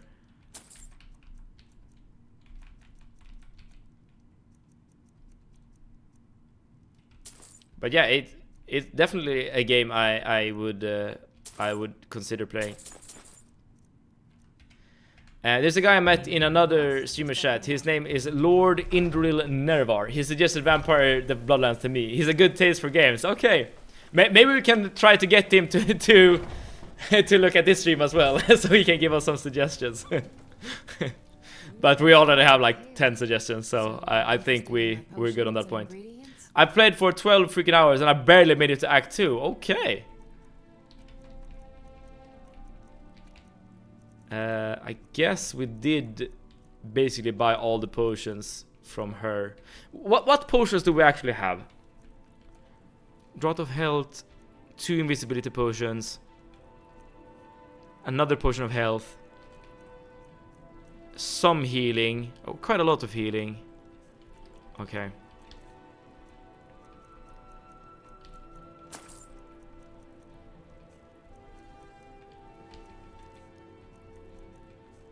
Oh, do you have fire salts? I wonder. Yes, you do. Yes, you do. Good. That's something I want. But other than that, we might be good. I'm gonna keep this wheat in case I get a giant's toe. All right. Come back anytime if you need a I haven't looked up how many there are, but I'm guessing more than 3. Game is long. Fair enough. Fair enough. I mean, these like dialogue-heavy games tend to be quite long, which isn't a bad thing by any means. Got some good. I'm gonna buy some arrows. That's probably something I need. Okay, there we go. Don't forget to check in. Again, we're gonna get the bound bows, but oh, we might not actually be able to cast it. Oh yeah.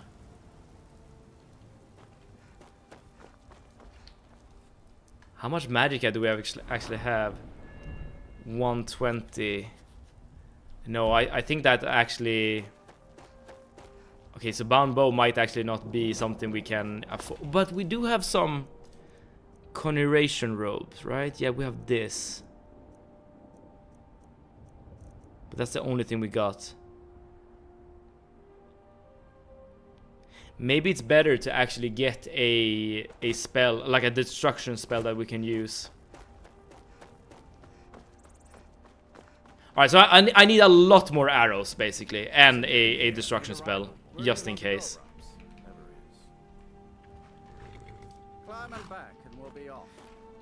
Alright, first things first, we need to head up the mountain, unfortunately. Alright, so I'm just gonna skip the bound bow spell.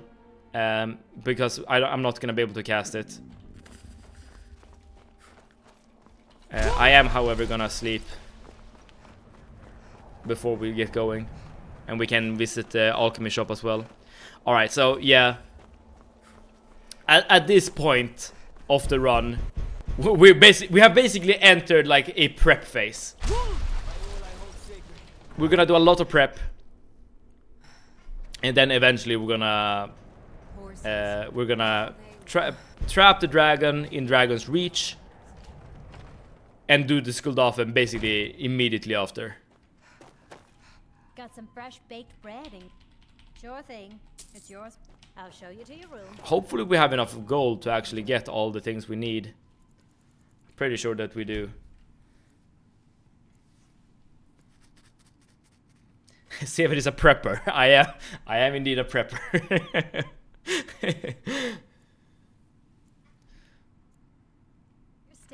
But I will definitely be happy to be able to like fast travel and stuff again after we're done here. We also need to cook with the fire salt that we got. There we go. We probably have enough hot food to finish the game. Now we're basically just looking for other consumables and arrows. Lots and lots and lots and lots of arrows. Maybe it's even like more worthwhile to spend all our gold on arrows rather than anything else. Weapons and armor. At least you can get back some arrows if you're fighting like draugrs and stuff, because you can just loot them off their corpse, and they're dropping the ancient Nordic arrows or whatever they're called. So it's not super bad, I suppose.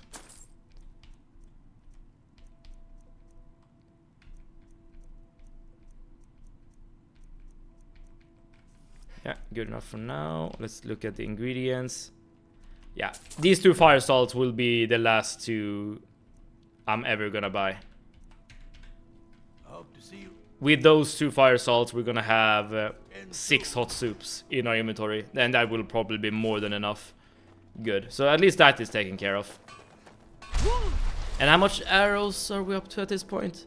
Or how many, rather? Alright, 62. I am thinking at least 100 arrows before I feel safe. Maybe even more than that, because we need to use some of the arrows during the fight against Skulldafn, or rather the Dragon Reach dragon. But in that fight, I can be a coward and just hide behind a wall and let all the guards do the fighting for me. So maybe that could be fine.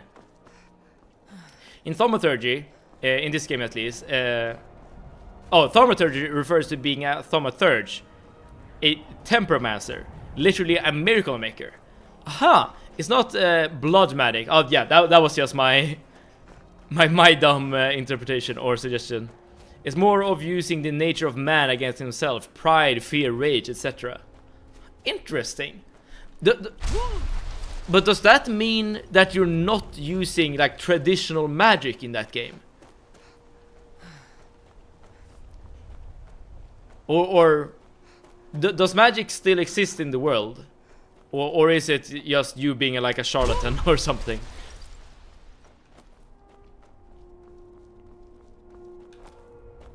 That sounds very interesting though. You see when we start the playthrough. Okay. Fair enough, fair enough.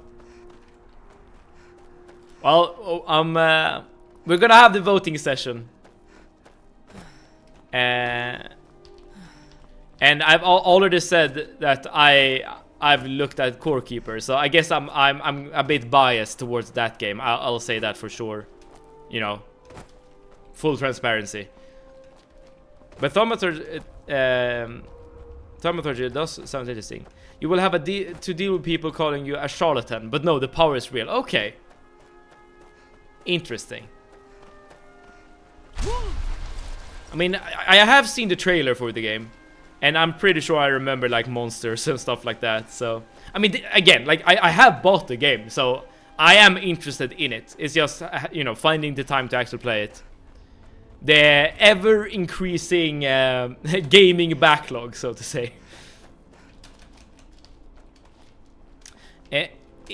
Do you guys have like any games on your like gaming backlog that you think like you should really play, but for whatever reason you haven't played it? I mean, Thaumaturgy is one of those games for you, I guess, you know.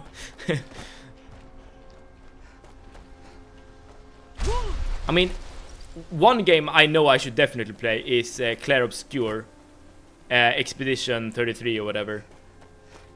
Given how many people have praised it. When I first looked at that game in particular, like I wasn't super impressed, by just by like the visuals and stuff like that. But the game definitely has something going on for it, given that it's like so beloved. I had a quick Google. Looks like Core Keeper is twice as long as Thaumaturgy, even if even 3 times as long if you're a completionist. Okay, I mean, I don't think I'm going 100% Core Keeper. Like, when it comes to like the Terraria kind of games, Valheim and stuff like that, I'm only interested in one thing and one thing only: killing bosses. Everything I do in those kind of games are designed for one reason only, and that's killing bosses. But that I guess that's good to bear in mind. I guess what you're saying is that you can squeeze out a fairly quick game campaign or whatever, a stream of Thaumaturgy. BioShock 2 and Dishonored. I have played Dishonored, but not BioShock. Well, I have played BioShock 3, the BioShock game where you're in the skies, but that's the only one. And started both of them, but then those are the games that you started but need to finish. Got it. But then picked up another game and need to go back to them. Yeah, I completely understand that feeling. And I recently started, well, I say recently, for at this point it's several months ago, maybe even years, that JRPG game from the creators of Persona. Oh, what is it called? Refantasio or something like that. And I remember, like, I really liked the start of that game. I was super hooked and intrigued. But then I fell off super hard and super quickly. And I don't really know why. I won't be playing that game because I can't get over the disproportionate heads. Oh, those heads are too big for the bodies. Also, I hate the punny title, Clear and Obscure. What is this? 7th grade. Alright, you're talking about the Clear Obscure. I don't know about the title either, but I guess, you know, they will probably explain it with some sort of reference or whatever in the game story. But yeah, I basically don't know anything about it, except that it's supposedly really good. I played the first Bioshock game. It was so unique for me. I never played a game like it before. I know that the original Bioshock is super beloved by so many people. But here's an issue for me when it comes to Bioshock. I know of like the great twist, like the great story twist. So I think Bioshock 1 is a bit ruined for me. Because that twist is like one of the best twists in gaming. By many people. And I agree. The ending of Infinite broke my brain. I couldn't think for a good minute. If I remember correctly, you know, what I did after I beat Infinite, again, the only Bioshock game I've ever beaten, I've never played any other. I immediately looked up on YouTube, like Bioshock Infinite story explained, or a video of that nature. But Bioshock Infinite was good. It was really good. And based on what my experience is with Bioshock Infinite, I'm pretty sure I would enjoy Bioshock 1 as well. But again, like the main plot twists have already been spoiled for me, so yeah, it's gonna be hard, I guess, to motivate myself to play Bioshock because of that reason. But maybe it's worthwhile to play anyways.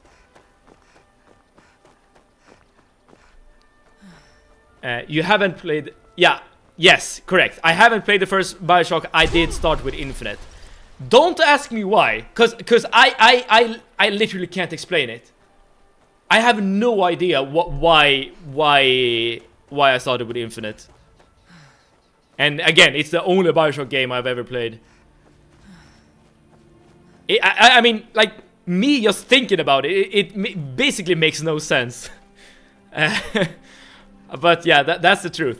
That's just how it is.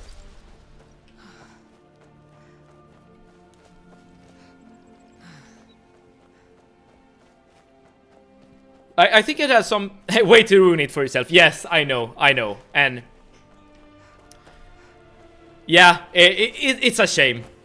You should definitely enjoy Bioshock 1 first and like get the full experience before you start flying around in the skies in Infinite.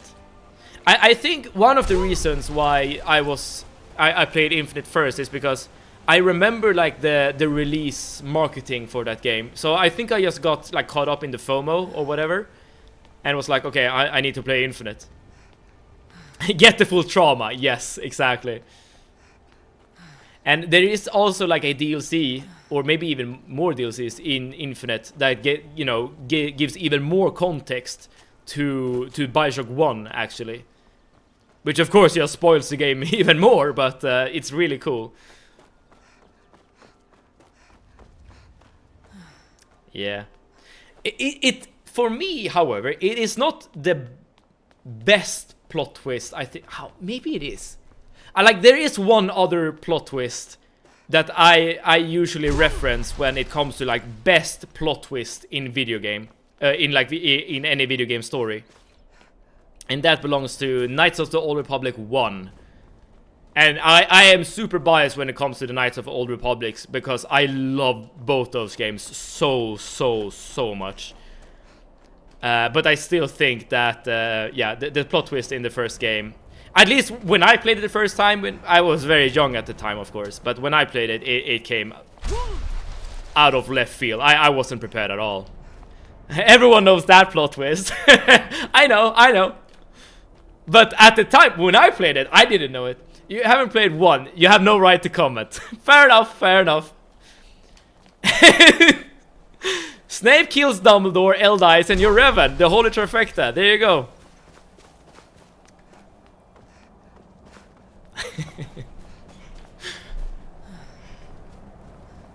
But I think that your Revan part is way better than the first two plot twists there.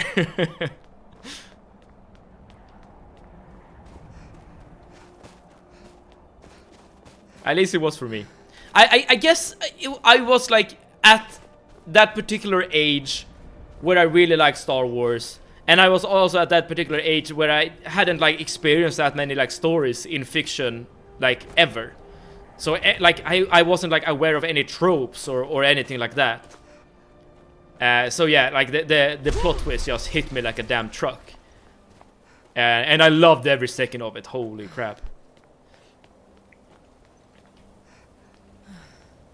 Well, at least it's a good thing that we don't have to fight like the Frost Troll over and over again as we're traveling up and down this damn mountain.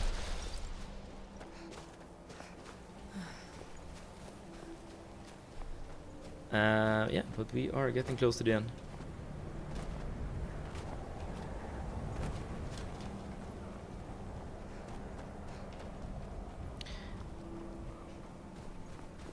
Okay, serious question.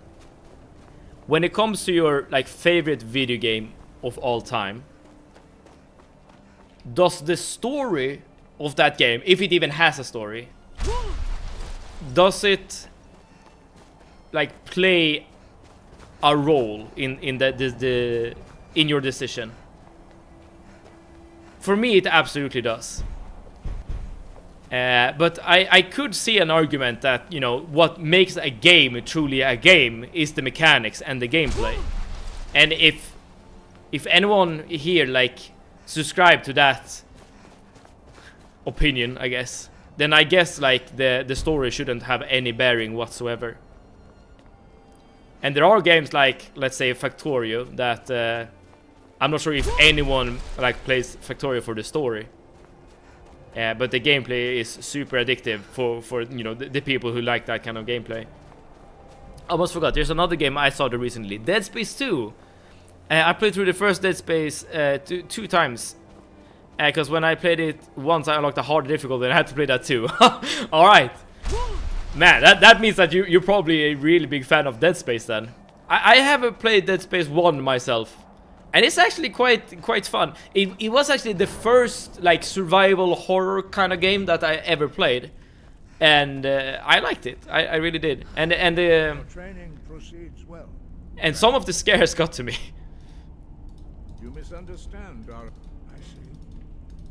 Often, even It's one of the best survival horror games for me. Oh, that's great to hear. we will see if they still remember. It's still like Sky, got you. I think it's like the only one I've played at the moment, because I haven't played like Silent Hill. I haven't played Amnesia: The Dark Descent. That's horror. I agree, but I wouldn't classify Amnesia as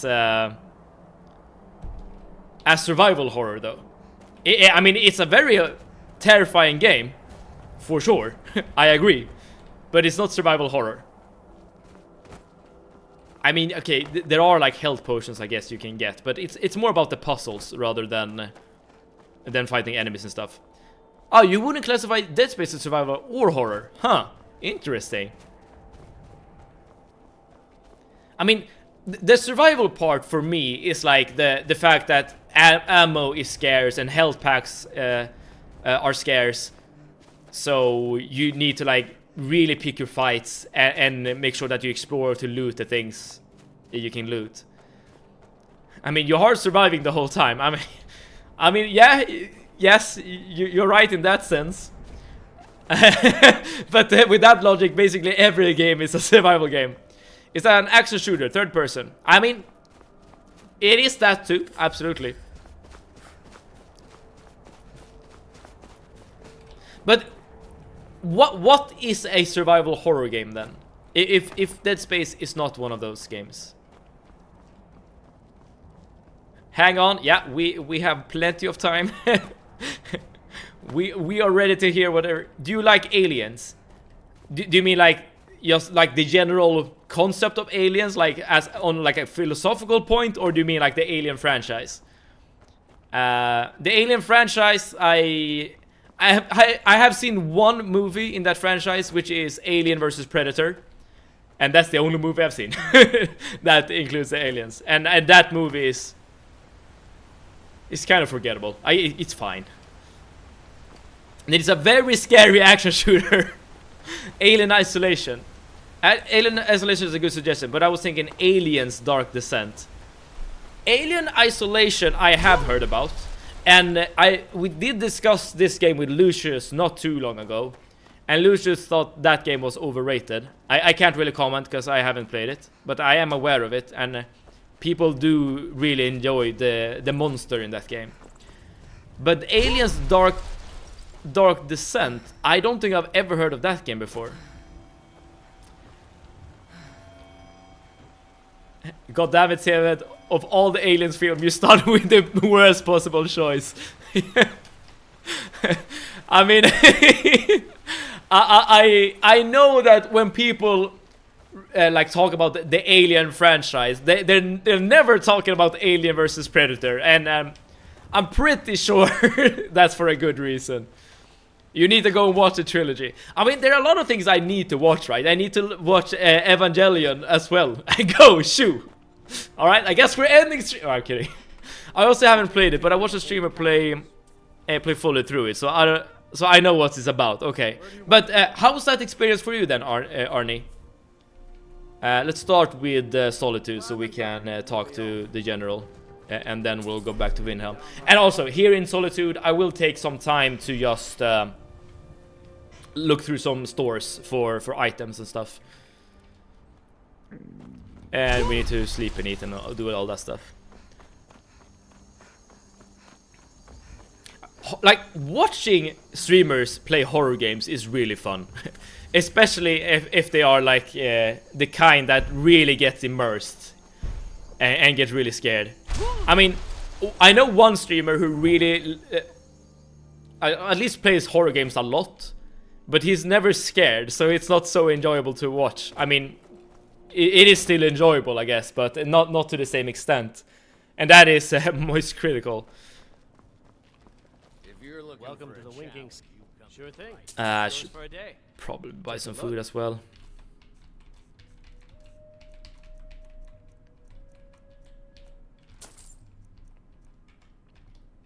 I think watching it and playing it is vastly different. That makes sense. I am usually very scared when I play horror games, but watching other people play horror games, like the scare factor just goes away.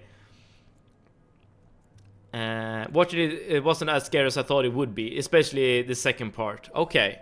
Let me know if there's anything else you need. The thing is, Alien Isolation takes place between Alien and Aliens. The first two movies. Then there's Alien Dark Descent, which makes a crapload of reference to the second movie. Aha! Okay, so to get like the full experience out of Alien Isolation, you basically want to watch the movies first then. Oh man, I'm burping a lot for some reason.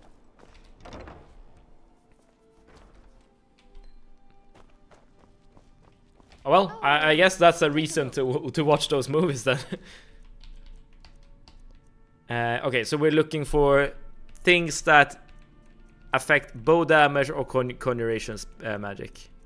Such as this, but the bow damage is way better. I mean, I guess I could like get a Magicka gear set so we could use Bound Bow, but in that case, we're using all of our Magicka to cast Bound Bow, and we're not casting Flame Atronach, so I don't think that's the play. It's probably way better to just buy a bunch of arrows and just use a normal bow in that case. I'm very selective in my praise, you know that, yes. Those two games are good, and the movies are cinema history. I mean, you're not the first person to say that the Aliens movies are good. It is a beloved franchise, and I assume for a good reason. Alien is my favorite movie of all time, of any genre. I watched it at least 40 times. Damn. Damn. Got something for just about everybody in here. Alright. I'm usually not into like horror movies, but I'm not sure if Aliens is considered like a horror movie. I mean, it's sci-fi horror, I guess.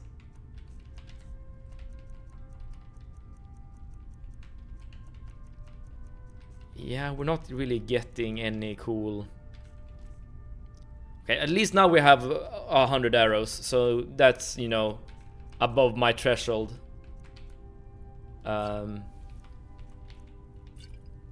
My arbitrary threshold of how many arrows I want to get.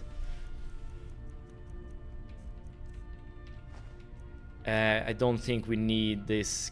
Oh wait, we do need cabbage to craft 2 hot soups.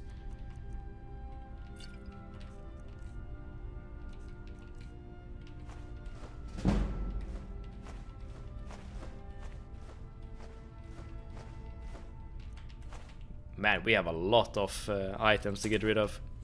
You're missing out on a lot. The story of Alien Isolation doesn't even make sense if you don't watch the special edition of Aliens. Oh wait, there's a special edition that you need to be aware of as well? The vines saved me from the streets, and they can save you from your trials as well. How many Alien movies are there even? How do we feel about Resident Evil games? Read up a bit. Very important to know, because it will come up. Every Alien movie has a special edition, also called the Director's Cut. Watch those. Do not watch the theatrical release. Interesting. Hello. And how do we feel about Resident Evil games? I don't want to know. I don't really have an opinion. I haven't played any Resident Evil game ever. I am gonna buy all the arrows from here. And after we buy... Yeah, after all this Orcish and Dwarven arrow, I'm pretty sure we're good on arrows. Aliens.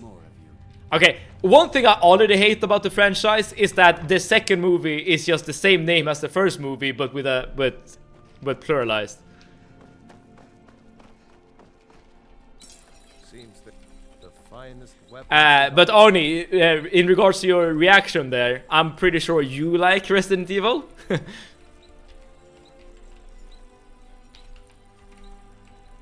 The aliens are pluralized too. Makes sense. Spoilers, fair enough. I mean, I'm guessing, given the name, that instead of fighting one monster, they're fighting several. I mean, I have watched Alien vs Predator, so I know there are many aliens out there. You put it lightly. When I was growing up, my mother did not like me playing video games, especially violent video games. Oh, she did not like that at all. So the idea of like one of these horror games where you like shoot zombies and stuff like that, I don't think that would have gone down well with my mom. So many of these like super dragons or no dragons. Like these games with a lot of nostalgia, such as like Resident Evil, is a game I've completely missed. Fair enough. That's what comes of trying to win a war with the most from the Imperial City. Yes. Alright, we have one guy invited to our peace talks. I also like to categorize the movies like this. Alien is a horror movie, Aliens is action, and Alien 3 is terror. Alien Resurrection is WTF is that. Okay. Alien Resurrection. I know that they did recently release a movie in the Alien franchise. I think it was the Alien franchise at the very least. That people absolutely hated. Oh, maybe it wasn't Alien. It was like the origins of humans or something of that nature. That's the theme that the movie was tackling at the very least. RE4 and RE Remake is up there with Dead Space for best survival horror. Okay.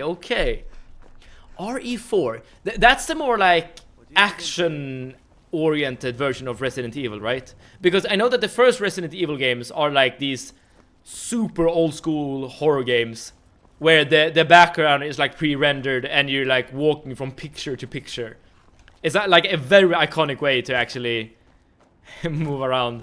Need a ride? Where do you want to go? We're going to Windhelm. And back, and we'll be off. Thank you. Sun feels good, huh? It's the least hot take to have. True. I mean, you can't really mention survival horror without mentioning Resident Evil. They go hand in hand, those two. I think you're talking about the prequels. Yeah, Prometheus. Yes. Yeah, those are crappy fan fiction, and I'm being kind saying this. Yes, I do remember like reading and hearing people talk about those movies and being like, these movies are hot garbage. Also Silent Hill. Yes, Silent Hill is definitely among those games. It's like the Star Wars prequels or the Borderlands pre-sequel.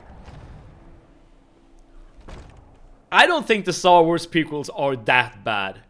I mean, the sequels are way worse. Mind you don't get. But yeah, I mean, I guess it's a step down from the original trilogy. I'll admit to that. Sure thing. They shouldn't exist. Okay, you have strong opinions. I'll say that. I mean, you can trash talk the Phantom Menace how much you want, but man, you always get so damn excited whenever you see Darth Maul, like in that scene, like before he starts fighting with Qui-Gon and Obi-Wan. That scene is like imprinted into my brain, and the fight itself is so cool. Silent Hill 2 and 3 seem to be some games you like there, Arnie. Silent Hill Shattered Memories is the best Silent Hill. I'll die on that hill. I haven't played any Silent Hill, so I can't really comment on any of these games. I wish I could play Silent Hill 1. I really like it, but it's not on PC. Ah, I could emulate it, but I'd rather not. I mean, I guess there are many reasons to not wanting to emulate. Like trying to figure out how to do it is one of those things, or one of those factors. But if I have only emulated a game once, and that was like Pokemon Ruby or Pokemon Sapphire, like ages ago. But some emulators at this point are quite good.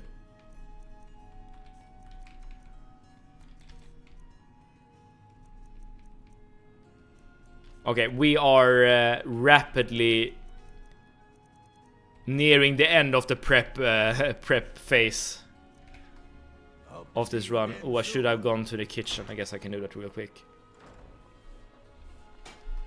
I have the Alien Quadrilogy box set. It's a set of DVDs I bought decades ago. Contains both the movies with awesome old school DVD player interface. Oh yeah, I remember those. Like in some of those like interfaces, you also get like not maybe games, but like it's like special behind the scenes content and stuff like that. And the documentaries for Lord Nerd like me is gold. Yeah, it's ages since they created things like that. Now that everything is digital, I can completely understand why you would like something like that. Even my handheld emulators can handle PS1. Handheld emulator. Is that like a Steam Deck that you have an emulator loaded onto? It doesn't hit the same on emulator.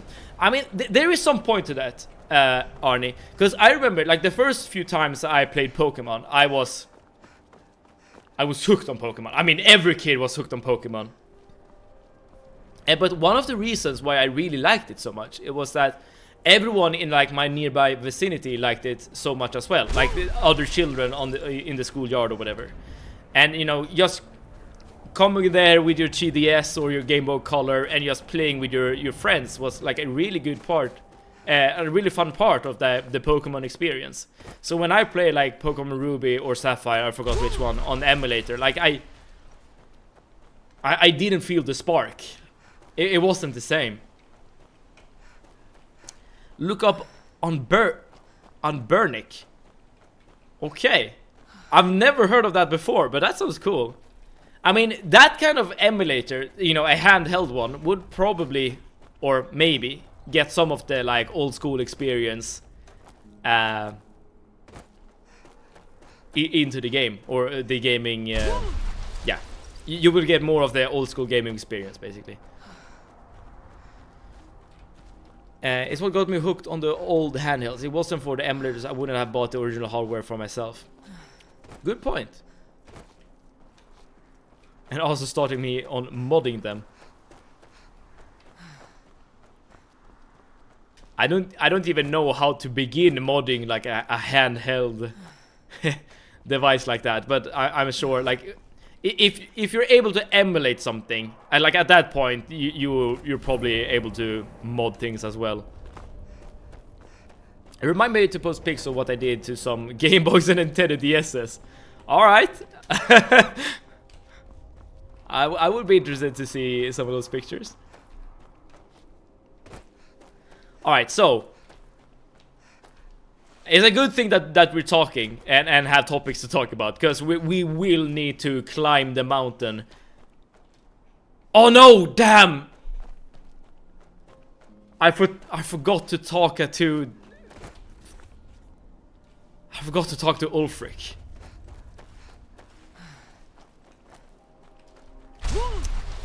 That's on me. That's on me. I'm a keyboard and mouse guy through and through. Never touch a controller. Really? Wait, Arnie, you said that you recently played Dark Souls 1. Does that mean that you are playing Dark Souls on a keyboard and mouse? Oh, was that a hot spring? Super weak. I mean, you're probably in a hot spring right now. But yes, it was. Me too, but we're talking about handheld consoles here, not living room. I mean, I would say this. There are some genres of games I would never play on a keyboard and mouse, and Souls-likes are one of those games, or one of those genres.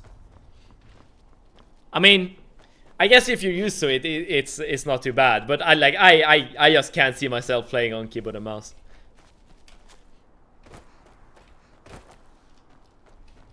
But super weak. I've never been to the Philippines ever. I think I mentioned yesterday that the furthest away I've been from Sweden is Turkey.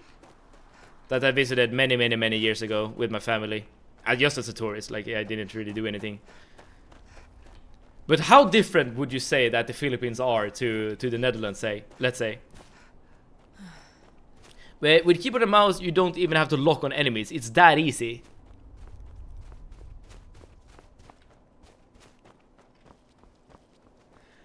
There are definitely benefits, actually. Now that you mention it, I was about to say like that sounds crazy, but there are some boss fights where actually locking onto the boss is actually a hindrance rather than anything. Rather than anything else.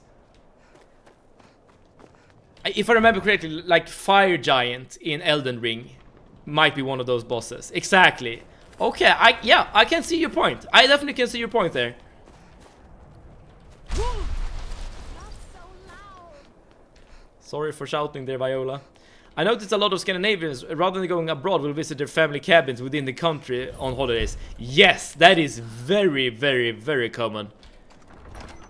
Part of the reason is probably just like convenience and just the financial like reason. It's so much cheaper to just hop on a train or just go on a car ride. But a lot of Swedes also like travel to Spain or like Greece or Italy and stuff like that. The Philippines is very different for sure, but people speak English well, so it's an easy destination for tourists. Ah. That's good to know. Good. And what would you have me do? If he's not Speak with us, with God. It's about time they turn. I can't afford. Good. I doubt the end. Yes, he knows that. All right. They all know that. I need to ask you. Good. So sorry that I wasted some time there and by forgetting to speak to Ulfric. But we're back on track. And now we're ascending the mountain for the last time. For the last time in this run at least. The Philippines. Oh, yeah, I already read that message.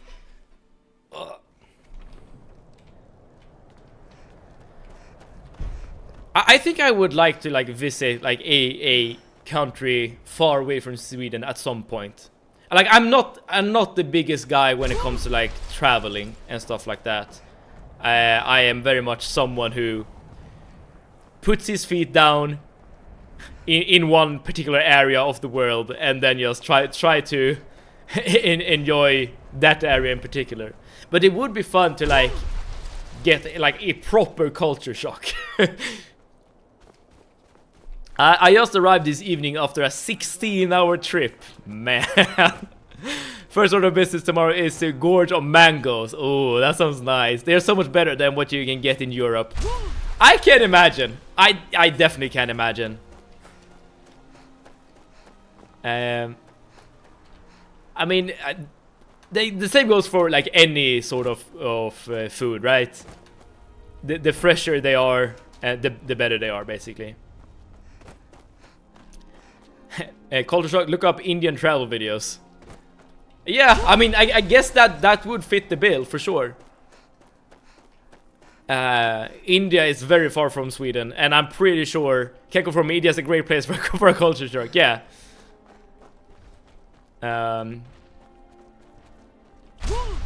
Yeah, I mean, the only thing I'm, I guess, hesitant on is like the sheer density of people, because India is like one of the like most populated nations on the planet, right? But I really like Indian food, and it's great if you're vegetarian as well. And just the nature in general looks really good. The poop festival killed me. All right, I'm not. It's just one village, but still, I'm not gonna visit that village, and I'm not gonna join any poop festivals. Hey, cooking poop festival right now. Damn it.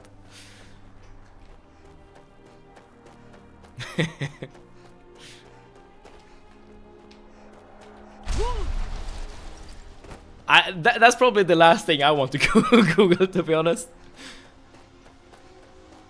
But yeah, I did say I wanted a culture shock, so I guess that's on me. Alright. Hopefully no enemies have respawned. I am pretty sure none has, because we haven't like rested. Oh no, that's not true. We have traveled quite a bit, but we haven't like leveled up or anything. So hopefully we're good on that point. Or yeah.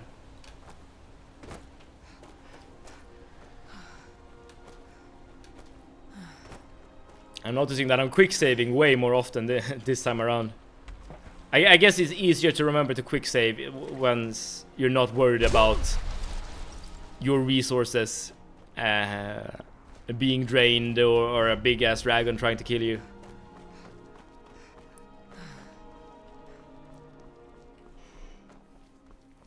Ugh.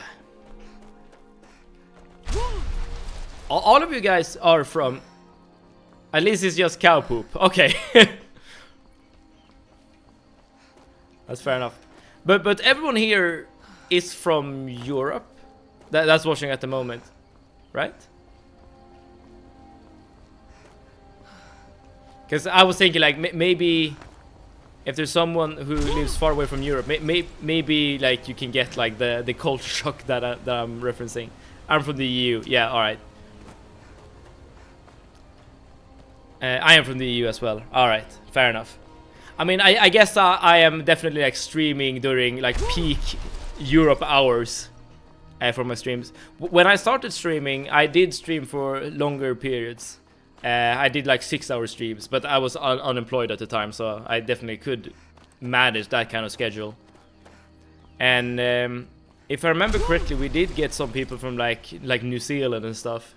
Because I did stream on mornings as well, like Swedish mornings, which I guess is like Australian and New Zealand afternoons, and also like some people from Thailand, and yeah, it's really nice to like interact with people from other places, and also like it's also nice to know that wherever we are in the world, we're all like connected via video games.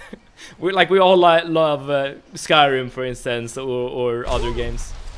I think that's a very beautiful fact.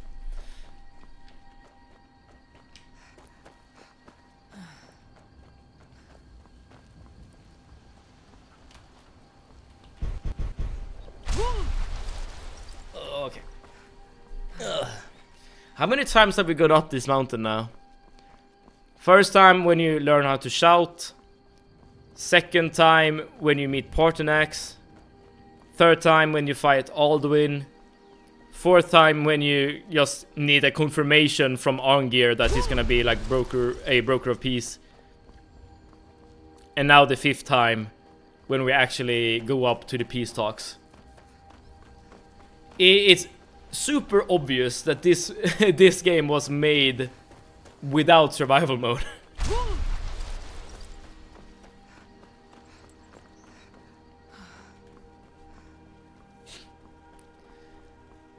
But I guess, as I said before, like I'm not really playing Skyrim the intended way here. I am just not speedrunning, but definitely just focusing on one thing and one thing only, and not doing any kind of side quests. It is definitely better to play this game like casually, but you can only do that so many times before you get bored, right?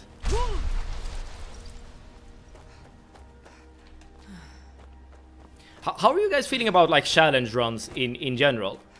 Like, be it speed running, playing with like no save, no reload, no dying. In Souls games we have these like no hit runs, which are like super insane as well, especially when you link multiple games together. I know that there are people who have like completed Dark Souls like 1 to like Elden Ring essentially without getting hit once, and that's just like the sheer commitment to complete one of those runs is insane.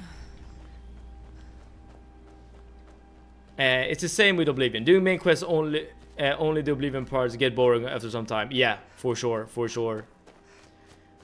I think challenge runs, like how you're doing it, is more interesting than pure speed runs for a game like Skyrim. I could see both kind of arguments. I do like watching speed runs, but the one thing I guess I don't like when it comes to speed running is that when you're like watching like an any percent category, they just break the game to such a ridiculous degree that you're basically not playing the same game anymore. I have watched a Skyrim speedrun at some point where they like use a horse to like launch themselves in the sky at like insane speeds in order to like get around in the world, and it's super like interesting to watch, just conceptually, right? But you're not really watching Skyrim gameplay at that point, right? You're just watching someone abusing the engine and like horses or whatever. So in that sense, I agree with you, Soup of the Week, that a challenge that still engages with the mechanics of the game could be more enjoyable. But of course, like both kind of challenge runs are enjoyable in their own ways. I'm not saying that any of them is better than the other. Dark Souls speedruns never get old. Yeah, Dark Souls speedrunning is really good, but it's the same thing for me there. Like, I don't like watching the any percent Dark Souls speedruns, because that's just a matter of basically glitching out of bounds, and then just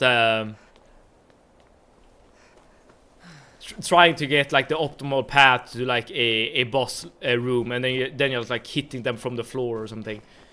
No hit runs, even better. Yeah, those are fun. You do need to do a lot of prep, yes. I have watched a speedrun of Elden Ring. No, it wasn't a speedrun. It was a no-hit run of Elden Ring, where the runner was killing every single boss. And there's a lot of bosses in Elden Ring, and he did everything hitless. I think the runner is like Gino Machino or something like that. I'm pretty sure he's fairly well known in the Elden Ring community. But yeah, that was super impressive. I mean, he didn't really fight any of the bosses per se. It was more like running up to the boss room, like using a bunch of spells in order to like get the most optimal start of the fight, and basically one-shotting everything. But as someone who loves the story and discovery, I would be very happy to just watch you do a quest you never did before, or really time-consuming quests I gave up on, like collecting every Dragon Priest mask. Oh, I have actually collected every Dragon Priest mask when I played casually. And I completely understand you, Soup of the Week. And it's kind of strange, because I very often like to play story games. Especially off-stream, I've noticed. And it's really, really enjoyable to watch something and like explore and enjoy something for the first time.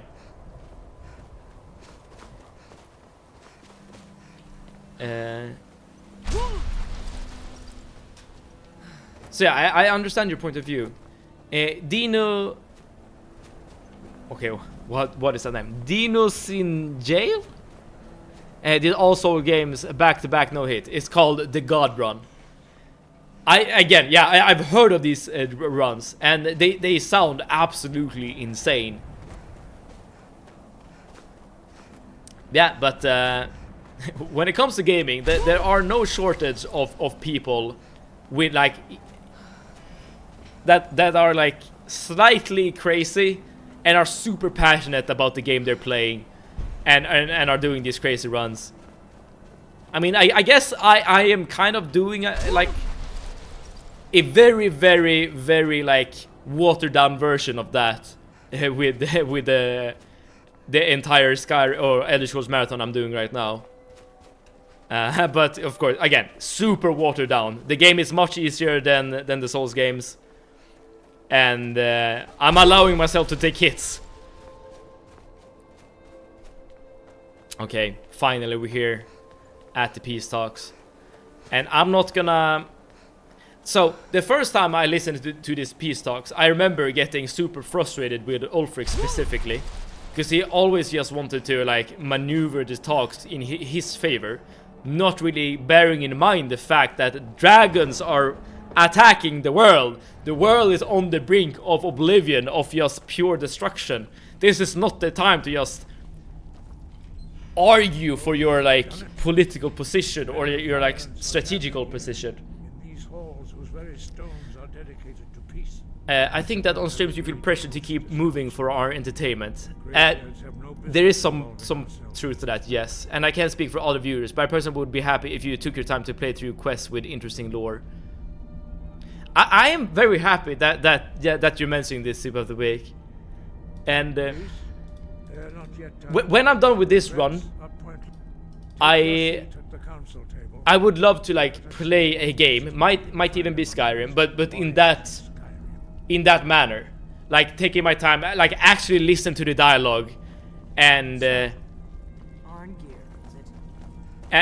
taking my time to like figure out where we are in the game, like in terms of the story, and like figure out the decision that you can make and the impact of those decisions, and just like theorizing about what's happening like overall with the story and stuff like that.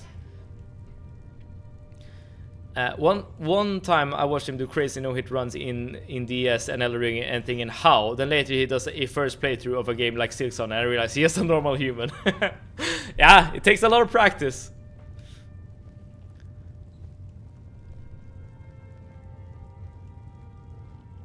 Let's see if I can like illustrate why I got so annoyed with Ulfric during these talks.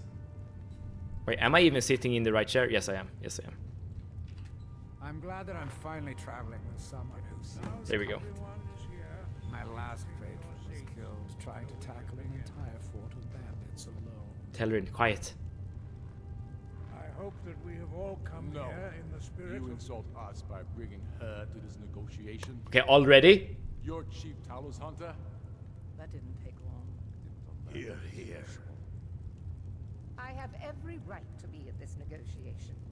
I need to ensure that nothing is agreed. So I understand Ulfric's frustration here with the Thalmor. Of course, I mean, the Thalmor outlawing the worship of Talos is one of the major sticking points of the Stormcloaks. However, understand what we are discussing here. We are discussing the damn end of the world. Izmir's beard. The nerve to think that I would sit down at the same table with that. And again, I understand where he's coming from, right? But we're discussing the end of the world. This is the time to make compromises, and just the mere presence of this elven lady is enough to like make him. I mean, he's willing to basically just give up the entire world just because she's here. I would love that, because this is my favorite thing about playing Skyrim myself. So I would enjoy participating in someone else's experience of it. I understand. Morrowind slow playthrough would hit hard. I don't even know if I would be able to play Morrowind at a slow pace. Because at this point you know all of these tricks, right? In order to move faster.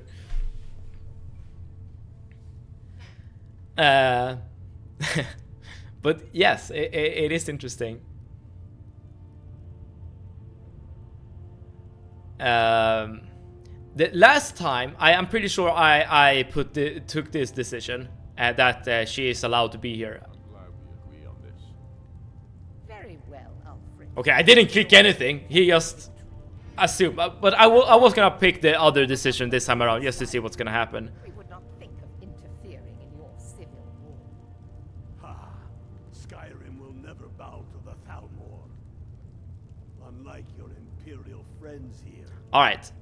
You're lucky I respect the Greybeard's counsel, Galmar. Oh, please. Sorry, sir. It won't happen again. Now that that's settled, may we Again, we haven't even begin with the peace talks, and people are already like throwing at temper tantrum. The only reason I agreed to attend this council was to deal with the dragon menace. There's nothing else to talk about. Unless the Empire's finally... And again, I get so frustrated here. The dragons represents the end of the world, and Ulfric is like, no, I'm gonna get my way. Deal with the dragons, nothing more. I consider even talking to the Empire a generous gesture. I'm glad that I'm finally traveling with someone who's Have you sided with the Stormcloaks before? I haven't. my last patron. Every time I've ever played Skyrim, I've either been neutral or I've sided with the Imperials. Jarl Ulfric. General Tullius, this council is unprecedented. We are gathered here at the Dragonborn's request. I ask that you all respect the spirit of High Hrothgar. Do your best to begin the process of achieving... And I really appreciate General Tullius in this situation, because I feel like he is approaching the Peace Council with the intent of actually brokering peace, whereas Jarl Ulfric is like, For agreeing to a truce. yeah, he just wants stuff. You're here, Ulfric? You dare to insult the Greybeards by Yeah, using this basically exactly what against Jarl them? Elisif is saying here. He doesn't care about the Dragon Menace. He doesn't care about the end of the world. You can't be taking this demand He just wants... I thought we were here to discuss a truce. He just wants the world to not be destroyed if he can advance his own cause. You can't seriously expect us And to give up murder. I'm not saying this as a way of saying that the Stormcloak doesn't have a point. They do. They do have a point. Like in this major conflict. Jarl Ulfric. It's just like in this particular scenario, in this particular context, I feel like personally that the end of the world is way more important than any other political squabble these people are having at the moment. And I feel like at least General Tullius, again, he's approaching this with... Enough.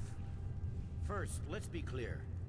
Okay, I guess he's saying that it's a waste of time, but at least I get the impression that he is more open to actually getting some peace here. Deserve a traitor's death.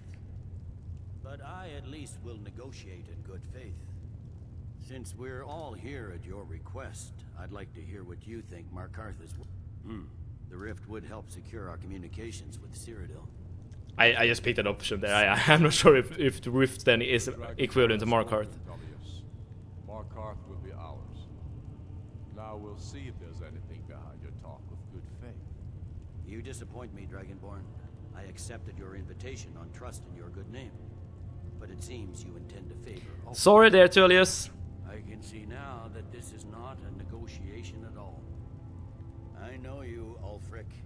If I hand over Markarth, you'll be ready with a new demand. You'll never defeat the Empire, and you know it. But you're willing to sacrifice thousands for your own selfish ambition. Soon enough, I'll have you back under the headsman's axe, and this time there won't be any dragon to save you. As always, the Empire's fine words are worth nothing. Stop!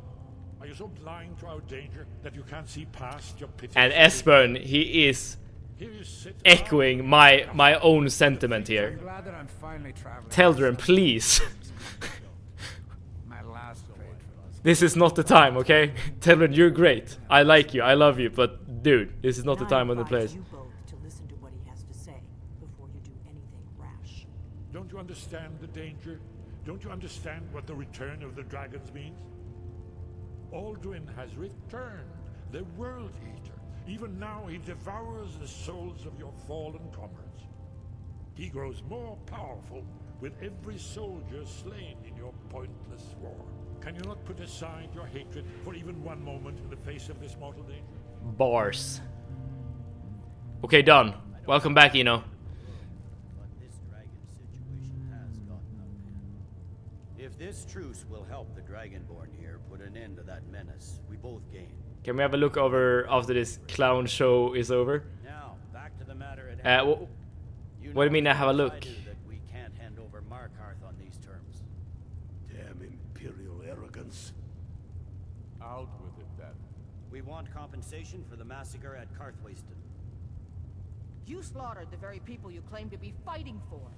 True sons. These guys are ridiculous, would you're right, never do yeah. such things. Oh, Discord. Yeah, I'll take a look. Lies. My men would never stoop to such methods, even in retaliation for your butchery at...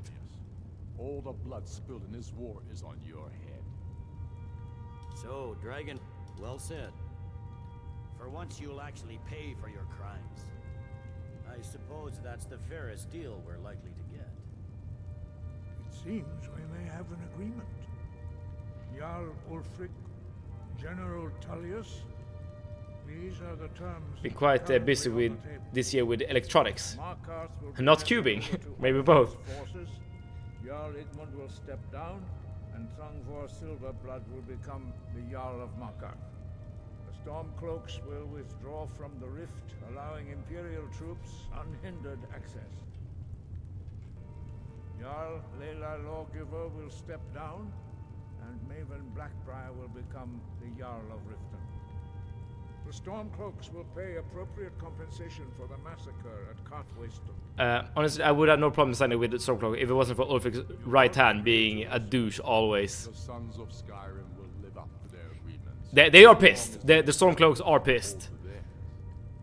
What about you? And that definitely affects how they like interact with the world and stuff. As if Maven wasn't the Jarl anyways. True. I have nothing to say to that murderer. General, you've proven yourself a good friend to Skyrim. I continue to trust that you will do your utmost to safeguard our interests. Thank you, Jarl Elisif. I appreciate your loyalty. The Empire can live with these terms, yes. I'm glad that I'm finally traveling. Teldrin, please. I know. Thank you. My last raven was killed trying to tackle an entire fort of bandits. All right, we're done. We have a lot of work to do. Giving up Markarth is a heavy price for this truce. I'm afraid there's a problem. I hope it is worth it. The justice demands that he... And I'm cross-referencing. By calling the dragon with voice. He's not... I think it's very like... Balgruf. Winged I assume... Okay, now we have this quest. The quest that no one does. Kill Parthenax. Don't kill the dragon. I'm not gonna do it. Yo, Sev in the chat. How are we? Spoon Euro. Hello. Thank you so much for dropping by. We are very close to the end. We are doing this quest basically, the Fallen, where we prepare a trap for Odahviing. I'm not gonna kill the dragon. I don't think it's the right thing to do. But I do think the right thing to do is to actually beat the game. So basically, as soon as you're trap Odaving, you have access to Skullduffen, and if you have access to Skullduffen, you have access to the end of the game. We are so close. However, I'm not gonna do that today. Fuck the blades, no dragon killing. I agree with you, Arnie. I am with you all the way. But before we end, let's see what the goodies Eno has in store for us. Oh man, you have a lot of you have a lot of things here. So these. Okay, here we have the game Thaumaturgy. So all of these pictures are your handheld devices. Modded handheld devices. Oh, you even have a Game Boy Color. This was my first console ever. And you understand this stuff.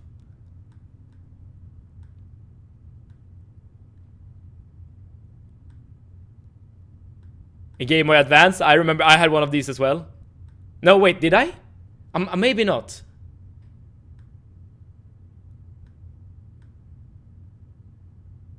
What the hell?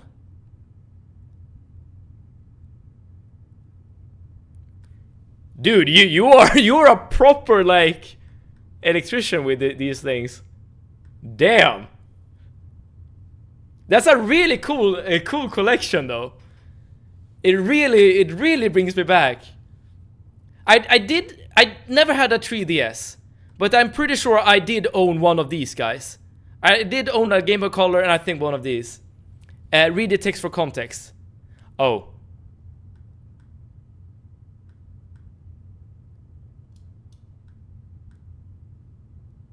Okay, so you have like you made your own covers and shit. Oh, this is your first ever. Oh, first ever 3DS. Oh, that's so cool.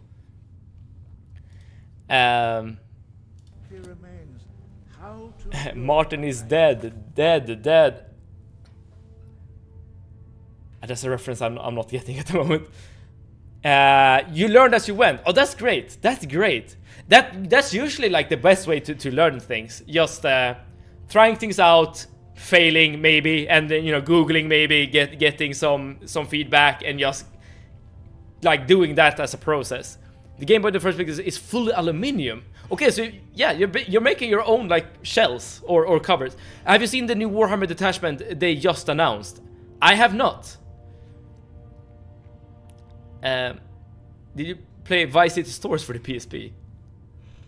The covers are bought from the third parties. The electronics are my artwork. Ah, I see. But Spooner, no, I haven't heard about any detachments. Oh, it's a Night Lord's detachment. Wait. Let's. I'm about to end stream, unfortunately, but this I want to see. I'm gonna Google it. Yeah, give me a second. For CSM, all right. Night Lord's detachment.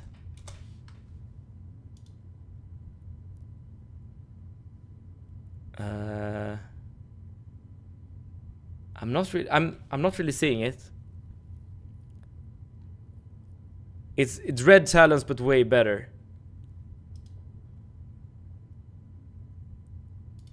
Okay, I'm seeing a video here. Oh, okay, so there are no models, but okay, I get what you're saying. So it's a rules detachment. Okay, got it. So there's no models being released. It's just the rules. Got it.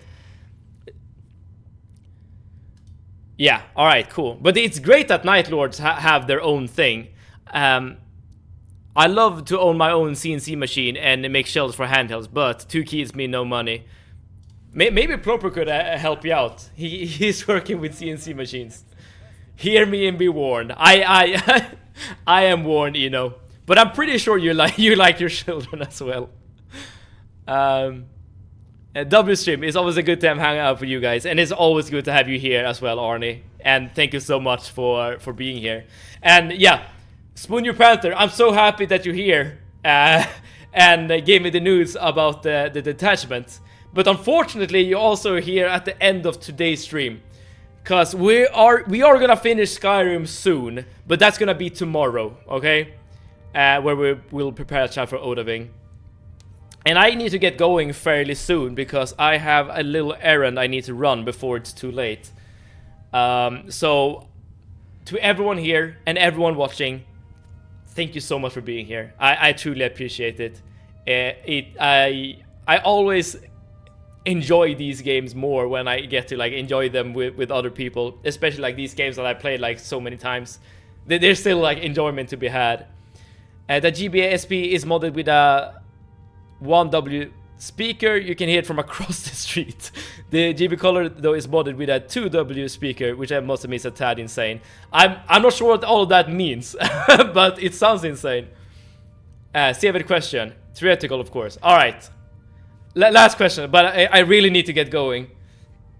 But yeah, thank you Arnie, Eno, Spoonier, Soup of the Week, Hi Locus, like Lucia, like so many names. Thank you so much for being here. I truly appreciate it. What would you do if you died at this point? Restart a new game. Probably a new game, to be honest. Like, we're so deep into this run, and if I die now, I'm gonna be heartbroken, okay? So I'm probably just gonna throw in the towel, actually, and just quit. But I feel it in my heart that we have what it takes to actually do this. So, no matter what, tomorrow will be the last Skyrim stream, okay? No, maybe not the last Skyrim stream. Like, if you want me to keep playing Skyrim, I could, but I'm not gonna do the Deathless thing, okay? Like Soup of the Week's suggestion, like maybe doing a quest I haven't done before, or doing a DLC I haven't done before. I would definitely be down to do something like that, but without survival mode, without the Deathless condition and stuff like that. Skyrim forever. But yeah, okay, let me rephrase. This particular run that we're doing right now, this particular run will end tomorrow, no matter what. So yeah, don't miss it if you're interested to see the resolution. And Skulldolphin is a very tricky dungeon. But with that being said, thank you everyone for being here. It's truly great. You could try a modded playthrough. Yeah, that's true. I have played modded Skyrim before, but I haven't like done like a gameplay affecting mod or something like that. Thank you for the stream. Thank you so much for being here, Dalmask. And wherever you're on the world, everyone, hopefully you're doing great. Hopefully you're doing good. And hopefully we together can be doing good together, playing some more video games. And as I said, we're gonna be playing Skyrim tomorrow, but this run will end one way or another. With that being said, save it out.